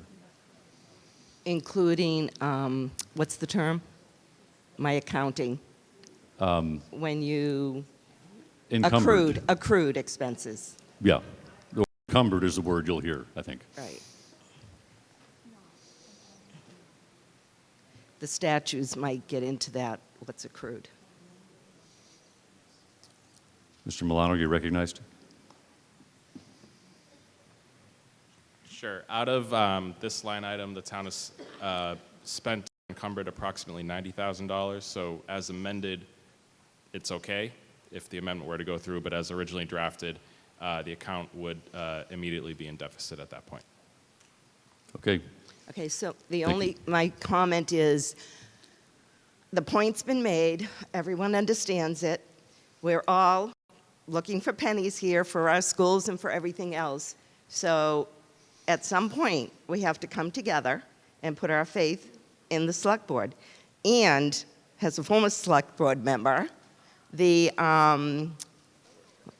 emergency reserve fund could always be tapped by a select board if they felt the need. Because as I said, sitting in this room tonight, we don't even know all the lawsuits Milton has. So I strongly urge a no vote. Thank you for raising the point, but we have to maintain this salary line item the way it is so that Milton can function. Thank you. Thank you, Mr. Callahan. You're our last speaker. Thank you. Tom Callahan, Precinct 4. I will be very brief. I just wanted to complete the record from a previous speaker. The Friday announcement by the auditor was followed very quickly Saturday morning with a release of a statement from the Chief Law Enforcement Officer of the Commonwealth, Andrea Campbell, the Attorney General. I quote, "The auditor's claim that the MBTA communities law is an unfunded mandate is wrong. And more importantly, her letter has no effect whatsoever on implementation of the law. If those who oppose housing affordability try to make a similar claim in court, the state will vigorously defend the law, and we intend to be successful, as we have been so far." Thank you. Okay, we'll now go to as a motion to amend. This just requires a majority vote. So all we're voting on is changing the numbers you see on the citizens petition, this article in front of you. Sorry, and we need a vote. I'm sorry, from the warrant committee. Thank you. And also the school committee, you already know, yep, just the warrant committee. Thank you. Thank you. Tom Caldwell, Town Meeting Member, Precinct 6, and Chair of your warrant committee. Just a few things to say at this late hour. I know I'll never get another opportunity to do so. But this is just in regards to citizens petitions. In the future, as this current warrant committee sits, if you are a citizen and you sign a petition, you are more than welcomed to come down before the warrant committee and discuss what you are proposing for town meeting. We would love to have you. We would love to speak, love to ask you questions and engage. It helps us in a deliberative process, which then in turn we can inform you as we did of our position in our lengthy comments. So that's something I really wanted to say. I'm not going to reiterate and go line by line in the comment. This is obviously to the amendment. The warrant committee still recommends that the town vote no. We cite this is a dangerous precedent for a critical fund for our town. I would say that the warrant committee in its discussions focused on policy and good governance. We also cited, as other speakers have, the structural deficiency in the article as written originally. However, the MBTA was kind of third on the list. And we really focused on, and we are asking this body to just not take money from the fund and leave it as is. It again is a dangerous precedent. The town needs to be well prepared. And I would say the warrant committee acknowledges the citizens and the message is received. So thank you. We ask you enter a no vote as to this amendment. Thank you. Pardon me? Yeah, I'll come back. Yes, that was on the amendment. You're recommending a no vote on the amendment to modify, yes, the amendment. Okay, so we're now going to vote on this. I don't know how this is going to go, so we'll open up the poll. So you're voting on the amendment to reduce the transfer the 2461 from legal to school. All in favor of that? It's a majority vote. 1 for yes, 2 for no, 3 for abstain.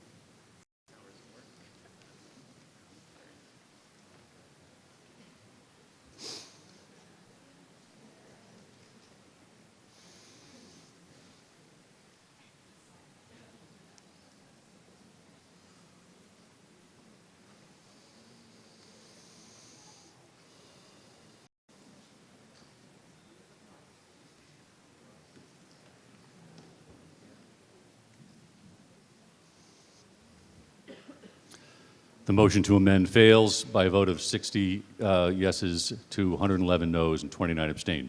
Now, it is my opinion that we have discussed everything there is to discuss about this. I'm going to make a call an audible, and just close the debate on this citizen's petition. However, you should know that per the question that Ms. Agostino stated, the article as stated at $250,000 exceeds the amount that the town is permitted to transfer. So you just should be informed of that. So, Mr. Morong, I'm trying to close debate. Do you have? As a signatory to this article, and I believe our point has been made, I would like to withdraw the article at this time. Well, again, we got an article that's out there. We got to vote on it. So that's unfortunately that's our bylaw. So I will go to the poll. All in favor? Now let me stop for a minute. When we have a no vote from the warrant committee, you're not voting yes or no on the warrant committee, you're voting on the article as you see it, just printed. So if you want to transfer the 250, you vote yes. If you don't want to transfer the 250, you vote no. This is it's clarified in our bylaws and rules. I'll state it again. You're not voting on what the warrant committee thinks, you're voting on the article. So if you want to transfer the 250, you vote yes. If you do not want to transfer the 250, you vote no. And if you vote abstain, I guess you're tired. But, all right, all in favor, please signify by pressing 1 for yes, 2 for no, 3 for abstain.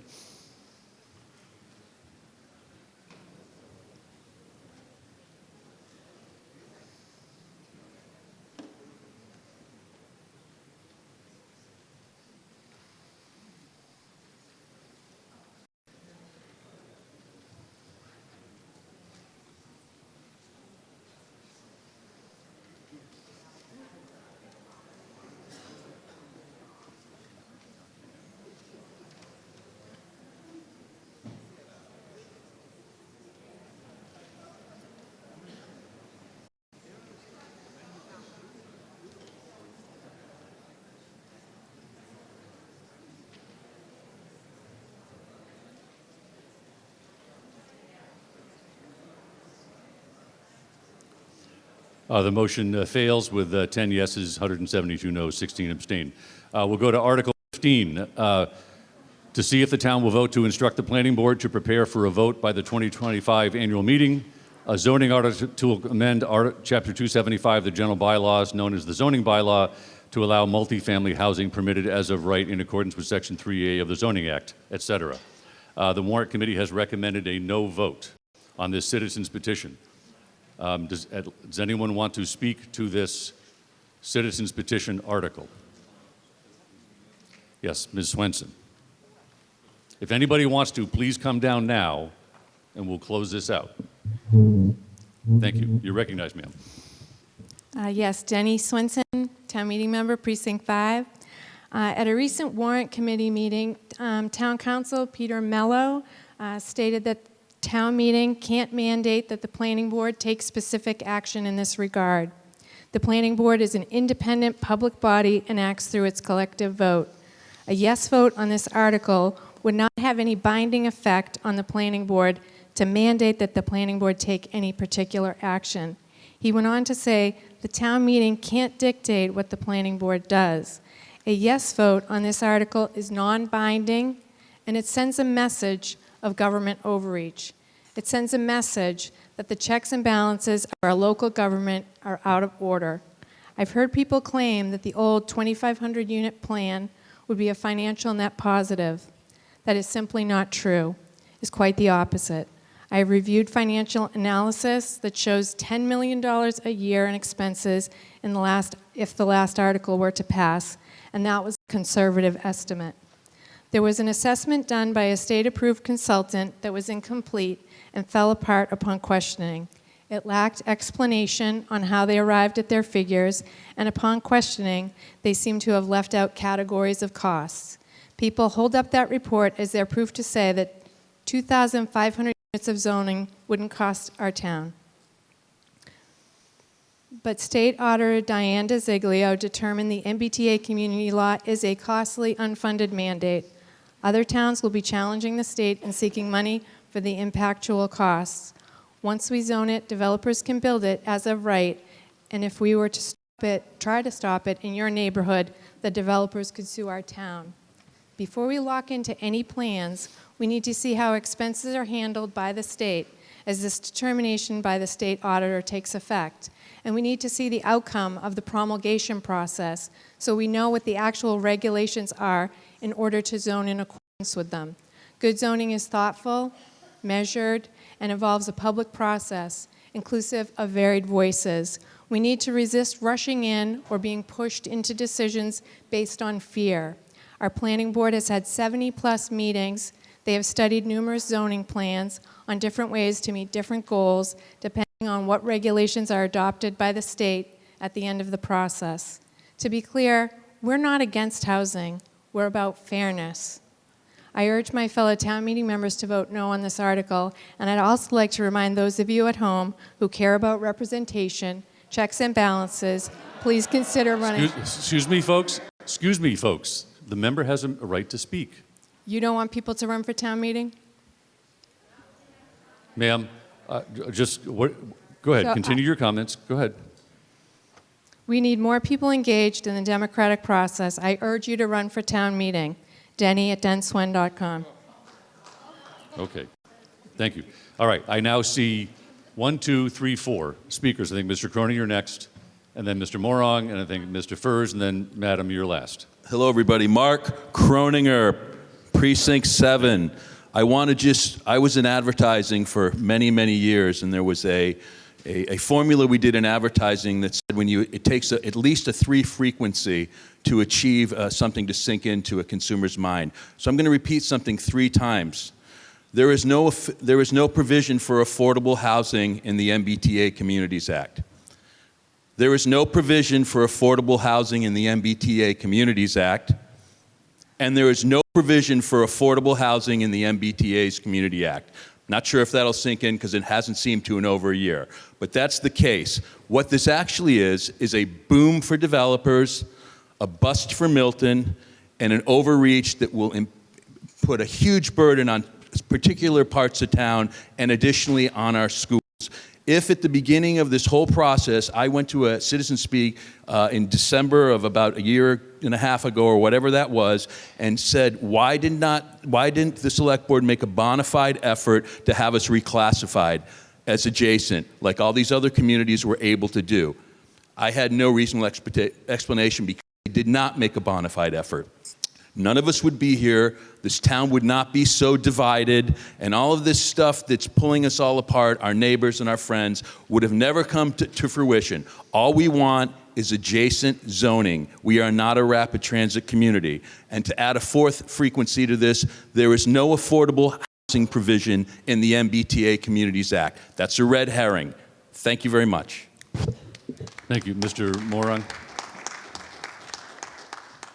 Given that this article cannot be legally binding, I actually think this is an opportune time for us to send a message to both the planning board and the select board that this body does not support their action on the MBTA Communities Law. In response to Member Swenson, her logic makes no sense at all. Growth. Yes, ma'am. I'm not going to respond to Ms. Swenson. I am just a reminder, if we could try to, I know it's late and I haven't enforced it much, but if we could avoid just for people as the member. Thank you. The prior speaker. My apologies. Growth is feasible if you plan for it, and growth is feasible if you encourage it in your town. I believe that Milton is going to be required to grow, and I urge our bodies to prepare for that to happen. We will not go bankrupt by the logic that was presented before. The city of Boston would have been bankrupt hundreds of years ago. Moreover, I'll leave it at that. Thank you very much. Thank you. Mr. Furs, you're recognized. Brian Furs, Precinct 10. I'll be very brief. The law is binding. This is not binding, but we as a body have an opportunity to ask the planning board to follow the law. Thank you. And ma'am, in front of me, you're last. Hello, Christine Turnier, Precinct 4 Town Meeting Member. I had absolutely zero plans to talk tonight. So I'm dressed in my finest sweatpants. But I wanted to take a minute. I was one of the signatories of this, this petition. Did I think it was legally binding when I signed it? No, I did not. I also, as someone had mentioned earlier, I also work in advertising, and so I know how to send a message. And this was my way, along with hundreds of my neighbors, of sending a message that we really want the planning board to submit a compliant plan. I think about, I was trying to think about, as I was trying to put this together in my head, what is the analogy here? I'm going to date myself and probably make a cultural reference that maybe 25% of the people will understand. But in the movie Say Anything, Lloyd Dobler stands in front of his ex-girlfriend's house with a boombox, desperate for her attention because she will not return his calls. She won't open the door for him. This is the equivalent of hundreds of your neighbors holding up a boombox to the planning committee saying, please listen to us and submit a compliant plan. That's all I got. Thank you. So again, we'll go to a vote. It's just a majority vote. And as before, we're not voting on what the warrant committee recommends. You're voting on the article as it's printed on page 49. So if you approve of the citizens' petition, you will vote yes. And if you disapprove, you'll vote no. So with that, we'll open the poll.